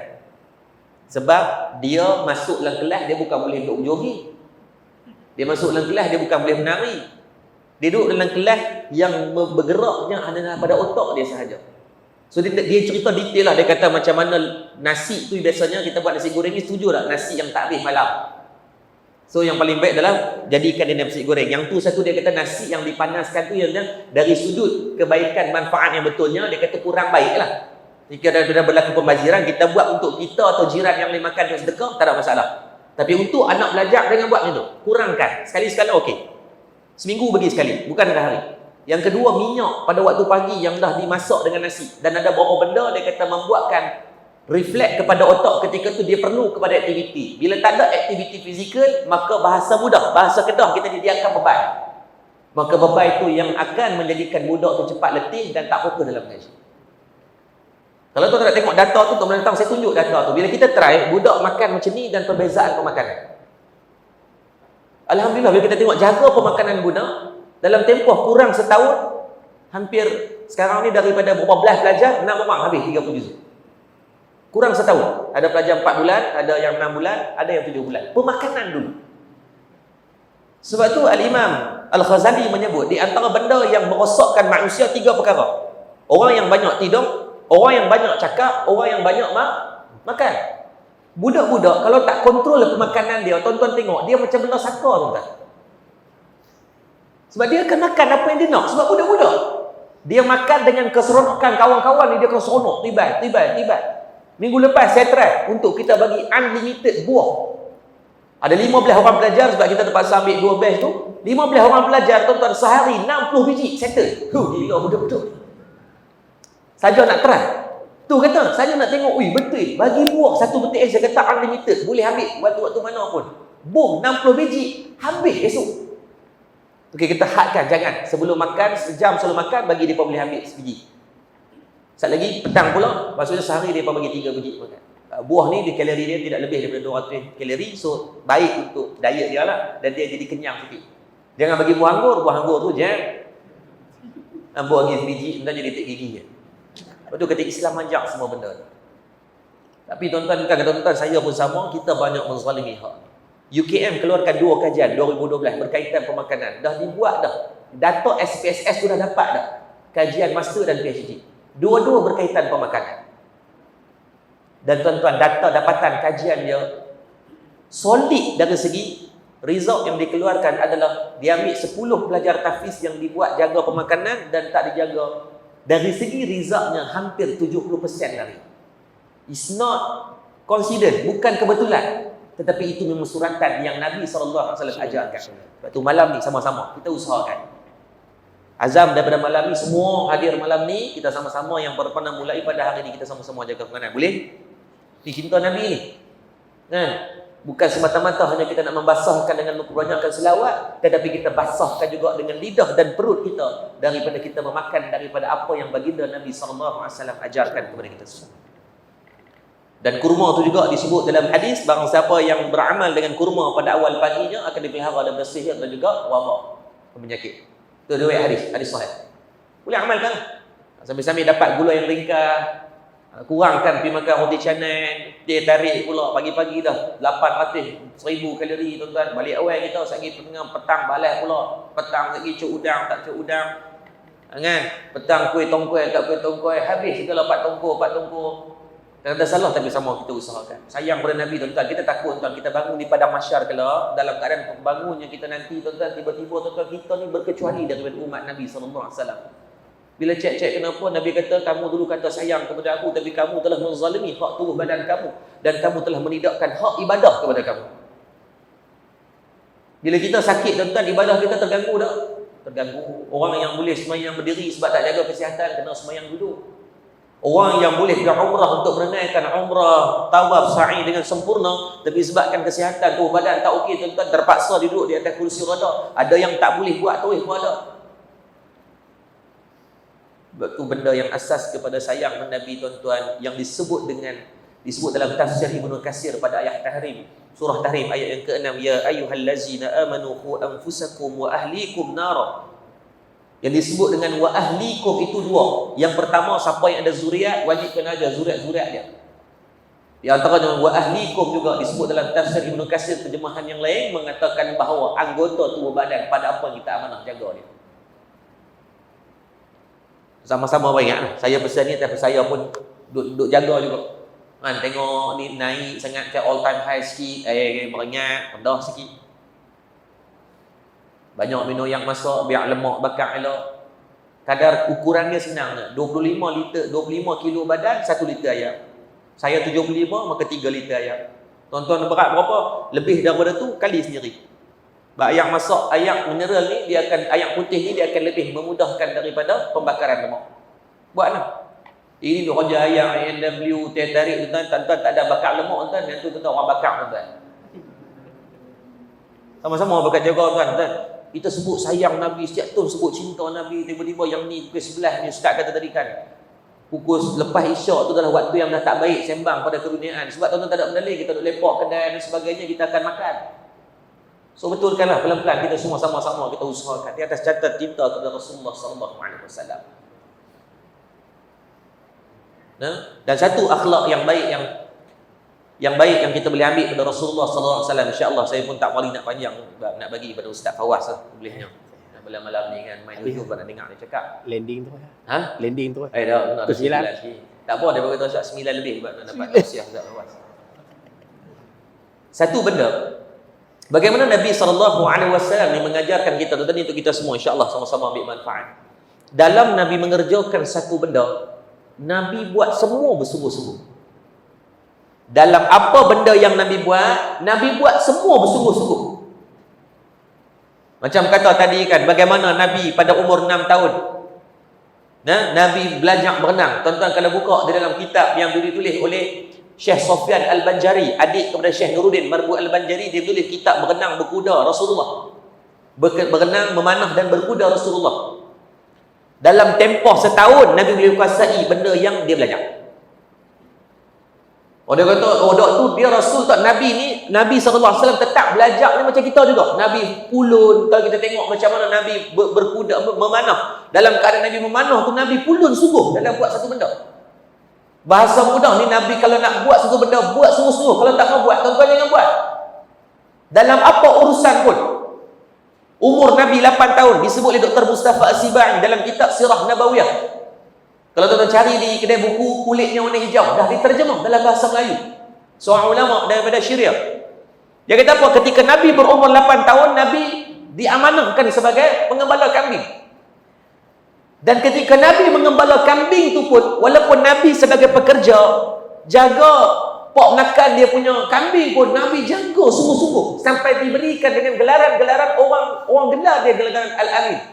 Gelar dengan gelaran-gelaran yang baik sebabkan dia jago tu sampai menjadi sebutan orang ramai. Padahal belah kambingnya. Dan bukannya buka kedai chicken chop besar-besar, bukan buka kedai tilas, bukan pada. Jaga kambing je, tapi orang sebut maksudnya buat kerja sungguh. Muhammad bin Abdullah ni. Dan ketika Nabi berumur 12 tahun, Nabi berpindah daripada sebagai pengembala kambing, Nabi bekerja dengan Abu Talib ketika tu. Dia panggil business to customer. Ada 7 tempat yang Nabi singgah. Basrah, Kufah, Syam dan beberapa tempat yang lain. Ikut macam mana dia membina networking. Dia tengok macam mana Abu Talib sebagai pak saudara dia berniaga, terror semua. Dan dia belajar dulu. Dia ikut sebagai protege lah. Tu mentor dia protege. Belajar, tengok macam mana. Sungguh-sungguh. Bukti dia pada umur Nabi 17 tahun, Sayyidatina Siti Khadijah radhiyallahu anha melamar bukan sebagai suami ketika itu, tetapi melamar sebagai partner dalam bisnes. Dan kalau buka dalam sirah Sayyidatina Siti Khadijah radhiyallahu anha, adalah wanita yang paling kaya di bumi Mekah, mewarisi harta ayah dia Khuwailid, dan dia sendiri adalah tokoh perniagaan. So bisnes orang-orang yang dah bisnes besar ni, game dia akan leverage dia punya modal untuk diberi kepada orang, expand bisnes tu. Ini normal. Kan Tan Sri Syed Mokhtar Bukhari, dia beli Gardenia, dia beli DRB Highcom. Ini yang terbaru kalau kita tengok keluar dah rumor berkaitan dia nak beli FGV. Bila berlaku suku kedua ni pun berlaku kerugian yang agak tinggi pada suku yang kedua, membuatkan FGV duduk pada paras yang agak bahaya. Dah pecah support banyak kali dah, membuatkan waktu itulah dia nak cedok beli. Kan? Macam saham pula dah. Macam saham. Nah, tadi Ustaz sebut saham, sebut saya tak erti pun sebut yang mana Ustaz sebut dia. Mana? Maka dia nak beli. Sebab apa? Game mereka ni adalah beli bisnes. So Sayyidatina Siti Khadijah radhiyallahu anha dah buat lama dah. Maka dia tengok potential bisnes, maka dia groom dengan modal. 17 tahun, apa yang dia beri? Beberapa kitab dibahaskan. Ada satu PhD yang ditulis di UTM sekarang berkaitan perniagaan Rasulullah. Walaupun belum siap, tapi kita dah tengok beberapa asas dalam tu dengan sokongan data dan daripada rujukan yang agak kuat. Umur 17 tahun Nabi diberikan 1000 ekor unta sebagai bisnes partner. Makna bisnes partner ni, Siti Khadijah tak pernah jumpa dengan Rasulullah, tetapi adalah dia punya pekerja-pekerja dia. Maklum ada Muhammad bin Abdullah, dia jaga kambing orang punya bagus, tak ada hilang seekor abuk pun. Ya, dia buat kerja dengan Abu Talib, orang kenal ni bagus semua, jaga semua amanah, bagi RM1, 2 kupang baki, 2 kupang tu bagi balik, contoh. Maka bila dikhabarkan macam tu, Siti Khadijah berminat, dia kata okey, baik, permulaan awal 1000 ekor unta, siap dengan barang dagangan. Tuan-tuan tengok ni macam mana kegigihan Nabi, komitmen Nabi dalam buat sesuatu benda. Ini kita ambil contoh. Bagi kita dalam ni ada yang sebagai pekerja, ada yang sebagai peniaga, ada yang sebagai pendakwah, ada yang sebagai yang bantu dalam multimedia. Semua perlukan orang yang komitmennya tinggi. Kalau buat tu geli-geli, nak sonok-sonok, jangan. Kalau nak geli tuan-tuan, seorang geletek, jangan nak buat kerja. Ada orang kata, Ustaz, saya main rakam ni buat geli-geli, biar suruh bini yang geletek, tak ada buang masa. Ada Ustaz, saya buat niaga ni sebab syok-syok, nak syok pergi pampir. Betulkan mindset. Kalau kamu nak buat rakaman tu, jadi biar macam Ar-Rahman TV, 500,000 pengikut dengan asbab media. Silap-silap dia lebih awal dapat banyak amalan daripada para asatizah. Kami sama mengajar pada 5-60 orang dengan asbab media yang dia manfaatkan. Ni bukan setahun dua. Saya rasa hampir mungkin dah 7-8 tahun. Daripada dulu cuma 3-4 ribu. Dia kata apa? Tak apa Ustaz, saya buat studio di rumah. Tak apa buat. Tak ada duit jual barang untuk nak pastikan berjaya benda dia buat. Hari ni Allah bagi. Nak buat semua-semua. Kalau tak mau buat, jangan buat. Rasulullah ajar benda tu. Ini akhlak Nabi. Ramai orang dia cerita akhlak Nabi yang baik, ni akhlak yang paling asas. Nabi teladankan kepada kita, apa yang kita nak buat is not 100%, 200% komitmen. 17 tahun urus 1000 ekor unta, cannot brain tu. Tuan-tuan buka dalam kitab Hayawan. Satu kitab yang membicarakan bab binatang. Seorang manusia boleh menguruskan 3 ekor unta maksimum. Lebih tak boleh, besar selera. Sebab unta ni dia tak sama macam kambing. Kambing mungkin agak senang untuk nak belah dia. Unta tidak. Maka ketika tu umur 17 tahun 1000 ekor unta. Seekor masuk 3 unta, seorang manusia. 1000 bahagi 3. Berapa pekerja Nabi? 333 orang pekerja. Umur 17 tahun. Ni kalau kita ni baru habis SPM. 333 orang bekerja. Waktu tu ada WhatsApp, Telegram. Ada orang kata Nabi buat, kalau nak buat niaga, nak buat apa-apa kerja, tak payah ada sistem. Tuan-tuan, Nabi ajarkan yang paling awal, buat sistem dalam apa urusan yang kamu nak buat. Bina sekolah, bagi ada sistem, bagi elok. Jangan buat ikut teradak. Kamu nak buat perniagaan, bagi ada sistem SOP elok. LOV bagi clear, line of visibility, agar tak bertindih di antara skop kerja masing-masing. Nabi ajar 17 tahun, 300 orang bekerja. Kalau tak ada sistem, agak-agak selera ada perniagaan. Kita baru 5-6 orang bekerja, kadang-kadang bisnes habis tu. Orang Melayu pula tuan-tuan, sepupu nak tunang, kena cuti. Bila sepupu bertunang, mak menakan tengok teringin nak nikah, dia pun nikah pula, cuti lagi. Mak menakan nikah, Tok Wan tu tengok aku 20 tahun dah duduk, cari kat aku seorang, cuti lagi. Kita nak halang tak boleh, tu memang sentimen kuatnya orang Melayu ni dengan benda-benda macam tu. Boleh tutup macam tu ya bisnes tu. Tapi Nabi ajar sistem kepada kita. Umur 17, 333 orang pekerja. Perjalanan di antara Mekah nak menuju ke Syam tu 1000 km lebih. Perjalanan darat. Tuan-tuan boleh bayang nak urus unta. Tuan-tuan, saya bagi contoh mudah. Tuan-tuan nak pergi Kenuri, biasanya kita nak bawa family 7-8 biji kereta, kita buat grup WhatsApp dia. Buat WhatsApp. Baik. Adakah semua sampai? No, sat lagi semua sampai ke sana. Oi, aku sampai ni rumah Kenuri, orang lain. Aku dah makan dah, tak apa, aku balik. Tu dalam grup WhatsApp bagi location. Siap dah bagi dah semua dah. Tak sampai juga. Maka tuan-tuan, satu bentuk benda yang baik untuk kita fikirkan, macam mana Nabi tuan-tuan urus 1000 ekor unta, 300 orang manusia, semua sampai ke destinasi pada waktu yang ditetapkan. Ini namanya timeline. Nabi tetapkan ada timeline. Ada dah. Sekian-sekian kena sampai, kena buat macam ni. Seorang dapat dah, dia panggil clarity dalam pekerjaan. Ada kejelasan. Ini Nabi. Waktu saya, bila orang kata saya meniaga, buat geli-geli, buat syok-syok, tuan, tuan-tuan akan zalim hak diri dan tuan akan zalim hak orang di bawah. Sebab ada orang yang terlibat dengan perniagaan kita, dia percaya tak kita? Dia percaya. Agent, stokis, terlibat dengan produk kita, dia percaya tak kita? Dia percaya. Apa saya sebut ni, banyak hari ni orang niaga, dia main hit and run. Untung kat dia, dia tinggal. Hak ni terkapai-kapai, nangis lah, produk letak bawah katil. Lepas tu kalau nak buat sungguh-sungguh. Kalau kita tengok pada umur Nabi 21 tahun, Sayyidatina Siti Khadijah memberikan Maisarah, pembantu. Maisarah ni, kalau dulu saya ingat perempuan, kata betul kan? Bila cek lihat, Maisarah tu adalah seorang pembantu lelaki. Untuk duduk dengan Nabi, sebab dah tengok umur 10-17 ni terror sangat ni. Macam mana boleh berniaga ni? Bukan takat habis tuan, teranya Nabi berniaga. Pi di Syam, pi di Basrah, pergi di Kufah, bawa 1000 ekor unta, siap dengan barang dagangan tuan-tuan. Bukan takat habis jual barang dagangan, sebab konsep dia nak jual barang atas tu ya. Teranya Nabi berniaga dengan unta-unta Nabi jual. Baik, kita letak berapa value perniagaan Nabi. Seekor unta nilai, kita beli tahun 2014. Saya tak tahu, mungkin Ustaz lebih lama, saya cuma 3-4 tahun umur saya. 2014 saya beli, kami buat korban. Seekor unta harga RM5,000. Bersamaan ketika tu dalam 10,000 genih. Waktu tu. Baik, kita ambil harga yang sama lah. Saya yakin kalau nilai mata wang sekarang dah 4 kali kena sana. Kalau inflasi disebabkan muzaharah apa semua, dia punya politik tak stabil, jadi RM1 kita sampai 3 ke 4 genih sana. Tinggi lah, maksud inflasi lah tu. So, nilai sama, kita ambil RM5,000. Baik, nilai unta 5,000 kali 1,000 berapa? Dah 5 juta. Nilai barang unta Allah jadikan dia ada 2 lutut, dan dia boleh dimuatkan dengan beban yang sangat banyak. Ni unta Allah bagi kat dia. Kelebihan dia. Baik, kita kata di atas barang tu ada gandum, ada sutera, ada emas, ada macam-macam. 1000 ekor unta ni so banyak lah benda. Konsep dia macam pasar malam. Pi satu tempat, orang pakai mai berimpun, beli, lepas tu naik balik. So semua barang dalam tu adalah pemilikan Nabi punya. Yang ni kalau tuan-tuan study tentang Steve Jobs, dia memulakan Apple menggunakan model bisnes Nabi SAW. Yang ni dah dibuat kajian di UTM. Steve Jobs membina Apple, dia bukan kaya dengan telefon tuan-tuan. Dia bukan kaya dengan telefon. Dia kaya dengan pasar yang dia wujudkan pada Apple. Dalam tu jual lagu. Tuan-tuan kalau pakai iPhone, lagu kena beli. Nak download apps kena beli. Antivirus kena beli. Yang terbaru iPhone 12 beli, tak ada charger. Gila tuan-tuan.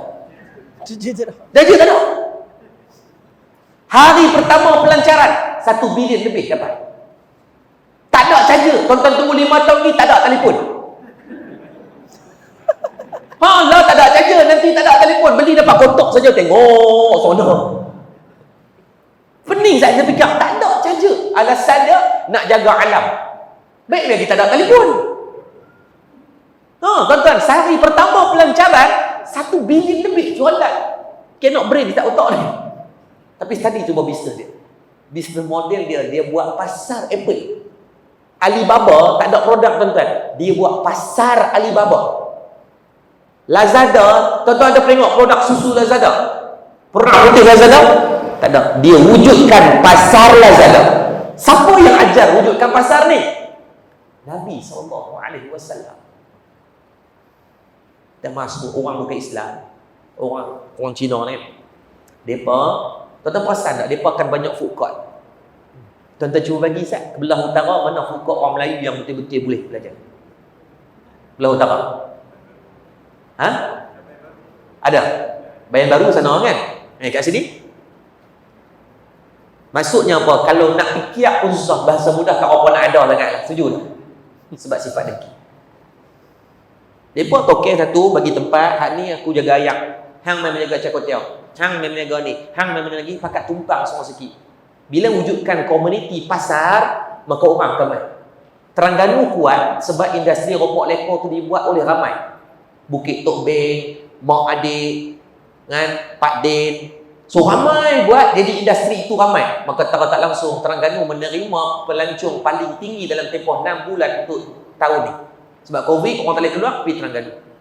Sebab industri itu dibina bersama. Patutnya kita nak buat apa-apa, bina bersama. Pasar itu perlu diwujud. Hang nak buat laksa, tak apa, aku buat laksa juga. Semua pakat buat laksa. Bertam jadi kawasan laksa bertam. Ikan 40 ekor contoh. Bina pasar. Ni Nabi ajar. So barang dagangan di atas tu, kalau seekor ni 5,000, kita letak seekor ni bawa 15,000 barang dagangan. Maka secara kasarnya seekor unta 15,000 campur 5,000, nilainya jadi 20,000 kali dengan 1,000 ekor bersamaan 20 juta. Ada orang kata, dia kata, Ustaz, nak orang duk cerita Nabi miskin. Tonton betulkan balik. Nabi memilih untuk miskin, tetapi Nabi kaya. Sebab tu dalam riwayat hadis Imam Suyuti mengatakan, hadis berkaitan kuda Nabi menunggang kuda yang paling mahal di Hui Madinah. Kalau macam Ferrari ya. Badan dia warna merah. Dan waktu saya duduk Mesir tu, saya duduk pergi di stadium Kairah tu, ada Furusiyah punya tempat kuda. Saya duduk masuk main. Ada kuda yang keturunan Rasulullah. Harga dia tuan-tuan $150,000. Jual buah pinggang tak boleh beli tuan-tuan. Sebab nilai buah pinggang $200,000 kalau tak merokok lah. Kuda tuan, harga $150,000 meninggal nak beli. Kulit dia warna macam kemerah-merahan, lepas tu bulu dia macam gol-gol sikit. Tapi kuat kuda tu, memang kuat semua. Memang bakar dia tu, bakar yang kuat. So Nabi pada umur 17 tahun nilai pasaran perniagaan 20 juta. Baik, kalau kata partnership, maksud partner dia Siti Khadijah bagi duit, dia tak buat kerja apa. Biasanya terma perjanjian dia berapa? Boleh kita kata 50-50 lah. Baik, 20 juta untuk 20 juta itu adalah perniagaan. 20 juta perniagaan. Profit biasanya berapa? Kalau retail 30% lah kita kata. So 6 juta solid kepada keuntungan Nabi. So 50% daripada 6 juta, 3 juta adalah pendidikan Nabi. 17 tahun. Kalau Nabi hidup di zaman kita, dia confirm akan dapat anugerah tokoh usahawan anak muda. Dapat Datuk. Datuk tu pun. Tak payah duk beli. Tuan-tuan, 21 tahun, Siti Khadijah lagi 1,000 ekor. Jadi 2,000. Kita contoh macam ni tuan. Tuan-tuan bagi ke anak tuan-tuan buah BSPM. Dia kata apa, tak tahu nak kerja apa, nak berniaga burger. Kita pun beli food truck, nilai 100,000 kat dia. Loading barang apa semua, 20,000, langsam 120,000 lah. So dia pilih berniaga dekat Perdam. Sekali balik dia tengok, dia keluar, dia turun, tengok, balik naik Grab. Kita tanya, hai, mana food truck? Hari pertama berniaga ni? Allah, dia kata apa? Tadi nak pergi berniaga burger dengan lori-lori orang beli. Kalau nilai jualan tu, kalau kita modal 120,000 dan jual 200,000, untung ke rugi? Untung lah. Tapi kalau balik dia bak 80,000, memang kita sekeh lah. Itu contohnya. Nabi pergi berniaga barang atasnya ni. Patut berbalik botol kosong. Unta tu sebab esok nak pergi pula ke, minggu depan nak pergi pula. Tapi dengan hak ni pun habis. So balik solid dengan profit. Sebab kos nak bawa balik kenderaan, kos dah. Kos kita pergi berniaga di Johor 800 km, nak balik kena minyak. Kau pakai yang Zam-Zam. Minyak, tol kena. Tapi kalau balik dengan duit saja, jimat tak banyak. Ini bukan cerita 2 biji kereta, 1,000 kereta. Jimat. 1 kereta 100 minyak campur dengan 100 tol, RM200 kali dengan 1,000 dah RM200,000 sih. Ini kata Nabi ni tuan-tuan, seorang tokoh usahawan yang sangat berjaya. Orang tak cerita tentang ni. Orang cerita tentang Nabi miskin, Nabi tak ada apa. Nabi pilih untuk miskin. Itu riwayat hadis, seorang Arab Badawi datang bertemu Rasulullah. Nabi ajak pergi rumah. Nabi buat apa? Bagi semua yang Nabi ajak. Nabi pakai jubah yang cantik, orang yang pujuk. Nabi buka, bagi dekat dia. Nabi pilih untuk duduk macam keadaan tu. Tetapi Nabi ajarkan kita, ketika kamu nak buat sesuatu, buat sungguh-sungguh. Kalau nak kerja, kalau tuan-tuan sebagai seorang cikgu sampai jadi cikgu pakar, anak muda nak jadi mahasiswa, jadi mahasiswa yang buat full flat, nak main game jadi sebagai macam Solus, Fredo, ini dah lah main noob. Habis masa buta ya. Kalau orang duk main game boleh buat monetize duit, dia duk buat keluar duit. Kalau nak buat satu benda, buat betul-betul. Ni dah diajar. Kita tak niaga, syok-syok, geli-geli je. Rajin nak buka, nak tutup. Tuan-tuan ingat, dalam bisnes masuk duit keluar. Jangan buat perangai lagu tu. Ni tak cerita lagi perjalanan Nabi sampai umur Nabi 40 tahun ni. Saya sambung master tu nak boleh buat ni. Seronok bila tengok, ya Allah, kenapa orang tak cerita ni? Satu loophole pada sirah Nabi, keagungan yang Nabi ajarkan kepada kita, hanya orang cerita tentang ketika 40 tahun ke atas ya banyak. Susah Nabi pilih untuk susah sebab apa? Nabi dah duplicate beberapa sahabat. Tuan-tuan tengok, 10 sahabat Nabi. Boleh 5 minit ke boleh Ustaz? Tu gulung tu. Gulung tu. Ada lagi Ustaz kena gulung. 10 sahabat Nabi yang dijanjikan syurga yang diberi kepada Sayyidina Huzaifah Al-Yamani. Nabi bagi kan 7 sahabat Nabi kaya, 10 sahabat Nabi, 7 sahabat Nabi kaya. Maksudnya tidak terhina menjadi kaya dan tidak tercela menjadi miskin. Subjektif. It's up to you. It's how you control your money, how you control your capital. Sayyidina Abu Bakar kaya, Sayyidina Umar kaya, Sayyidina Utsman kaya, Abdurrahman Auf Rasulullah SAW kaya, Sa'ad bin Abi Waqqas kaya, Zubair Al-Awwam kaya, Talhah kaya, 7 orang kaya. Ada tak sahabat Nabi miskin? Ada, tak dinafikan. Bilal bin Rabah sampai dia wafat, dia duduk dalam keadaan yang agak dia fakir. Mus'ab bin Umair hidup mulanya sebagai orang kaya, dihantar ketika dia masuk Islam, mak ayah dia tarik balik semua harta dia, dan dia Nabi dalam riwayat Nabi beberapa kali menangis melihat keadaan Mus'ab bin Umair sebab dia datang dalam keadaan bajunya compang-camping, sedangkan di Mekah dulu tidak ada orang yang boleh pakai pakaian dia pakai. Tidak ada orang yang mampu beli minyak wangi dia pakai. Tapi saat dia memilih Islam, dia meninggalkan sekalian kemewahan, dia sanggup nak duduk dengan Nabi. Dia syahid dalam medan Uhud. Ketika dia syahid itu tidak ada kain boleh tutup dia antara bahagian kaki dan muka. Adakah terhina dan mencela dia sebagai miskin? Tidak. Tapi tidak juga terhina menjadi orang yang kaya. Cuma Sayyidina Ali karamallahu wajhah ditanya kepada dia, kalau nak diberikan pilihan jadi orang kaya miskin, dia kata aku nak jadi orang kaya. Sebab apa? Aku boleh bagi manfaat kepada. Sebenarnya dalam rukun Islam kita, daripada 5 tu 2 perlukan duit. Yang ketiga zakat kan. Kena syarat nak keluar zakat kena ada pemilikan harta. Kalau kita fakir miskin, kan kita dah menghilangkan salah satu dari kemurnian Islam kita. So, tuan-tuan, Nabi sebut dalam hadis, kadal fakhru an yakuna kufran. Kefakiran dekat dengan kekufuran. So, tuan-tuan yang ada ilmu, yang boleh usaha, yang ni, usaha jangan jadi miskin. Tuan-tuan boleh bantu orang miskin. Mereka yang miskin kadang-kadang bukan sebab ni dia tak usaha dah. Ada yang dia usaha dah, tetapi mungkin itu ujian ke atas dia dan ujian ke atas saya dan tuan-tuan. Untuk lihat macam mana. 7.6 bilion manusia yang ada di dunia. Peratusan dikeluarkan oleh PBB mengatakan tahap kebuluran dan kemiskinan adalah 800 juta daripada 7.6 bilion. Maksudnya sekitar dalam 20% sahaja.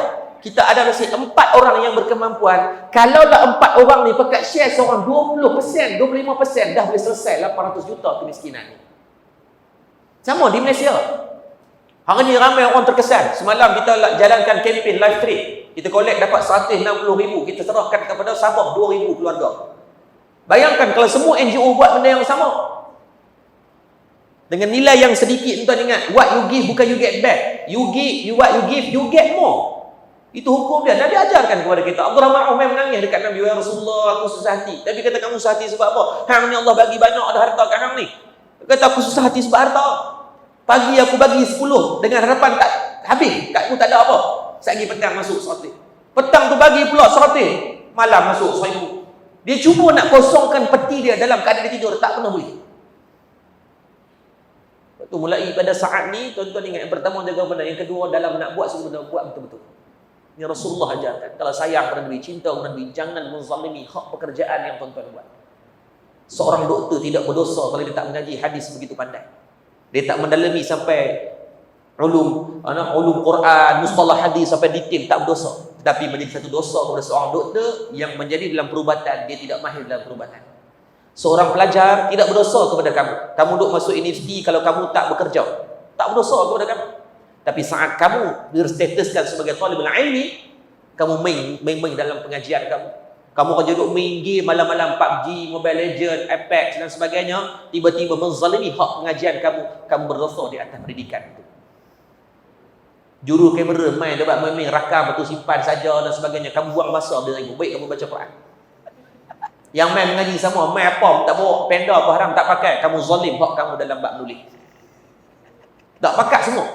Saya sendiri ada benda yang mungkin kita main mengajak dengan niat-niat tertentu yang tidak baik, berdosa kata saya walaupun sebagai seorang pendakwah. Sebab tu sayang kepada Nabi ini bukan hanya pada bibir, tetapi dalam hati kita ikut apa yang Nabi ajarkan, yang paling basic, yang paling asas. Apa yang Nabi nak buat, Nabi buat sungguh-sungguh. It's not just play all game and mastery of none. Play one game and you mastery on that, divert benda-benda lain. Tak apa. Buat satu benda berjaya, buat benda lain keluar. Jaya buat benda lain. Bukan buat semua benda, tak ada satu tak boleh. Jangan. Betul kan balik? Pemilikan ekonomi di Malaysia 4% ya bumi Tera Islam. Nak sembang apa? BMF. Bagus, tak ada masalah. Kalau betul nak BMF, ni semua ni pergi belajar ekonomi bagi elok, ambil seorang sikit je. Seorang 1,000 je kita pergi beli tu saham-saham yang kita rasa okey, tak apa 7-Eleven duk jual arak kan. 10 juta umat Islam simpan seorang 1,000. Kita beli saham dia ramai-ramai, kita masuk dalam mesyuarat agung dia, letakkan polisi sebab kita sebagai major shareholder. Kalau 10 juta, boleh ambil 1 juta lah, bagi seorang 1,000 dapat berapa? 1 bilion dah menjadi major shareholder pada satu company.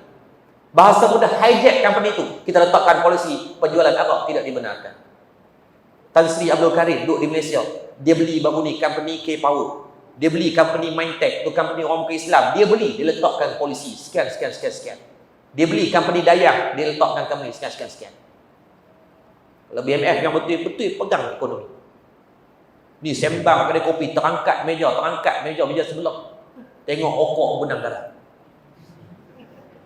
3 minggu tak pergi kedai orang bukan Islam, BMF sungguh. Lepas 3 minggu, dia beli stok untuk 3 minggu pula. Kalau tuan-tuan nak bincang pasal ekonomi, saya bincang panjang ni. Tapi sikit je. Seminit tak nak masa tembakan fanatik. Ketika Nabi masuk ke Madinah. Ketika tu ekonomi Madinah dikuasai oleh puak-puak Yahudi, Bani Qainuqa. Mereka ada pusat perdagangan Bani Qainuqa. Yang pasar itu, semua aliran kewangan itu dikawal oleh mereka. Yang pertama, Nabi buat apa? Nabi menubuhkan pusat perdagangan An-Nabah. Walaupun wujud, bila pusat perdagangan Islam itu sendiri wujud, Bani Qainuqa terancam. Sayyidina Uthman buat beli bir rumah. Bir rumah, telaga rumah tu dibeli dan dia buat polisi ayak bila di monopoli dulu kan. So orang Islam boleh ambil hari yang free pada hari dia, maka kawan ni jual dengan 12,000 dirham. Jual semua tu.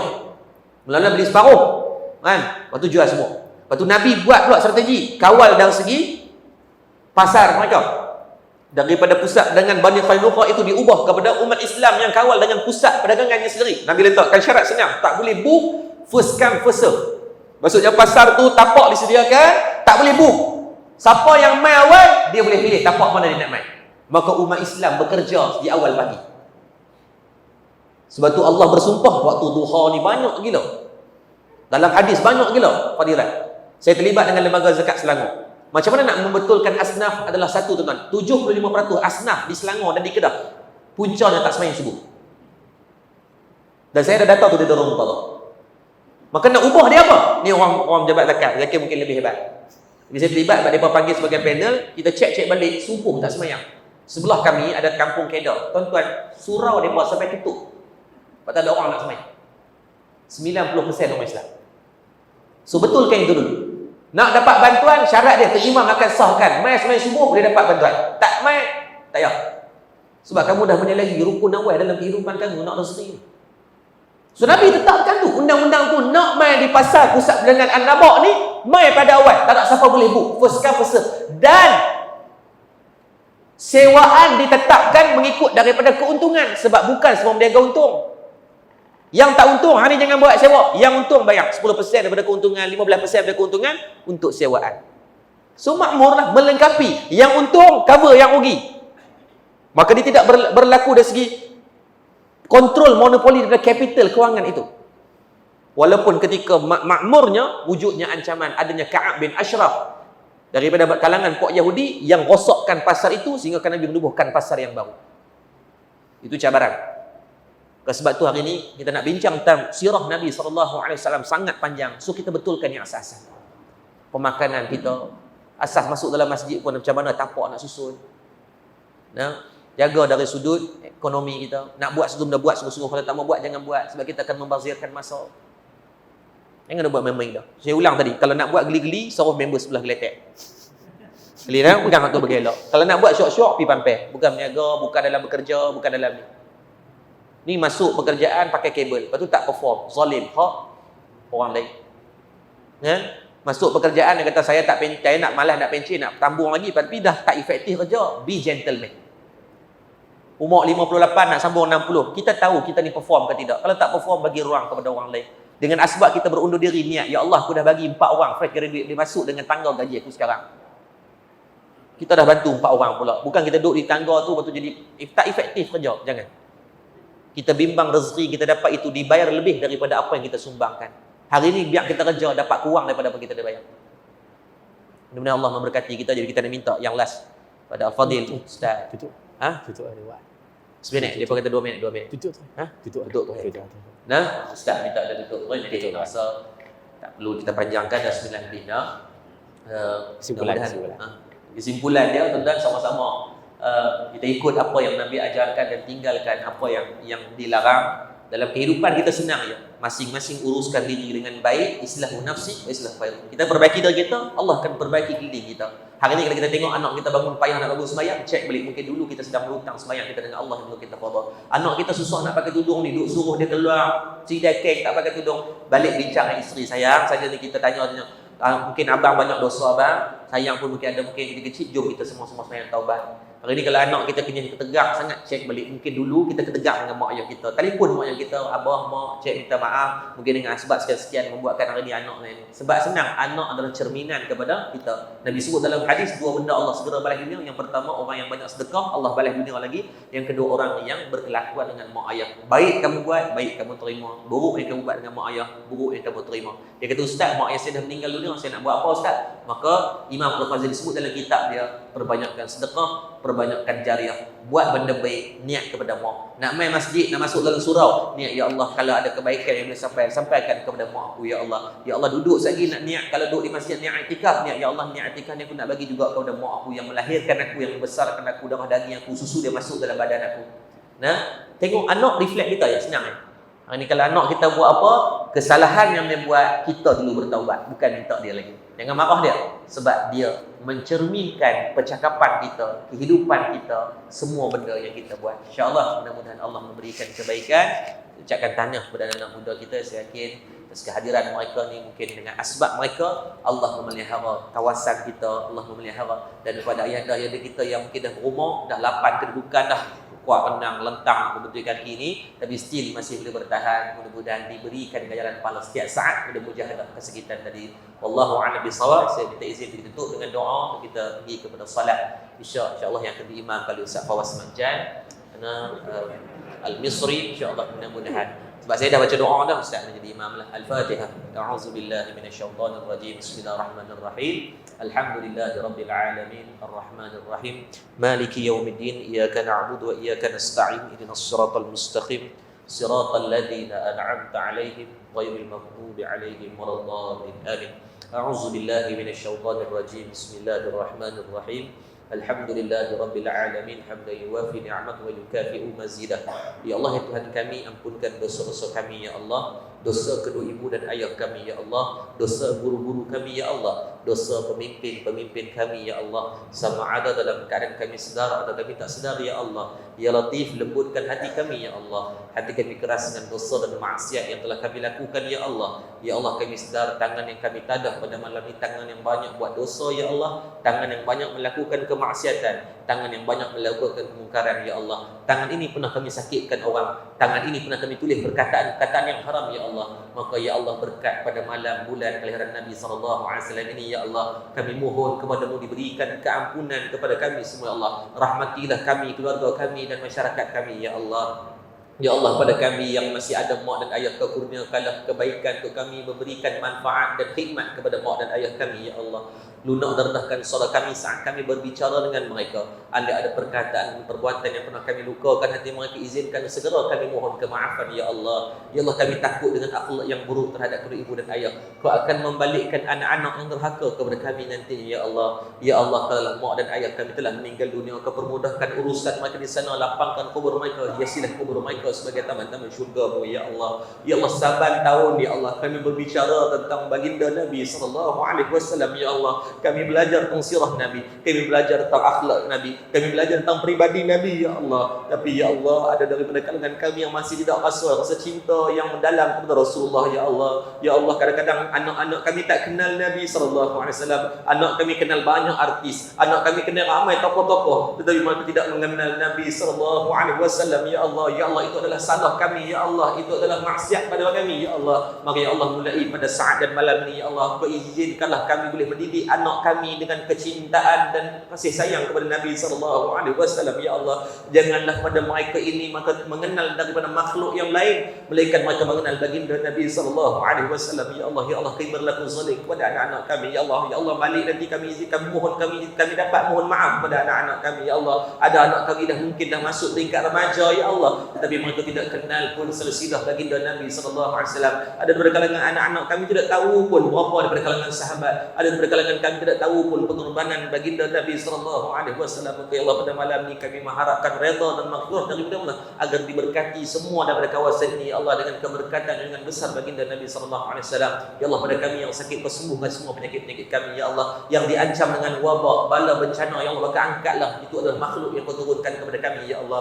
Pada kami yang masih mendedahkan aurat, masyarakat kami yang masih mendedahkan aurat, kurniakan taufik hidayah kepada kami saat agar kami melata di atas muka bumi makan dan makan yang haram dan menutup aurat dengan sempurna ya Allah. Dan pada kami yang masih terlibat dengan harta, rasuah, riba, yang makin perkataan yang haram, maka ampunkan sekalian dosa-dosa bagi kami ya Allah. Kami berhimpun di atas redha-Mu ya Allah, sangat kami berusaha juga Kau redha kepada kami semua. Rabbana atina fid dunya hasanah wa fil akhirati hasanah wa qina adzabannar. Walhamdulillahi rabbil alamin. Taqabbalallahu minkum minna wa minkum, taqabbal ya karim.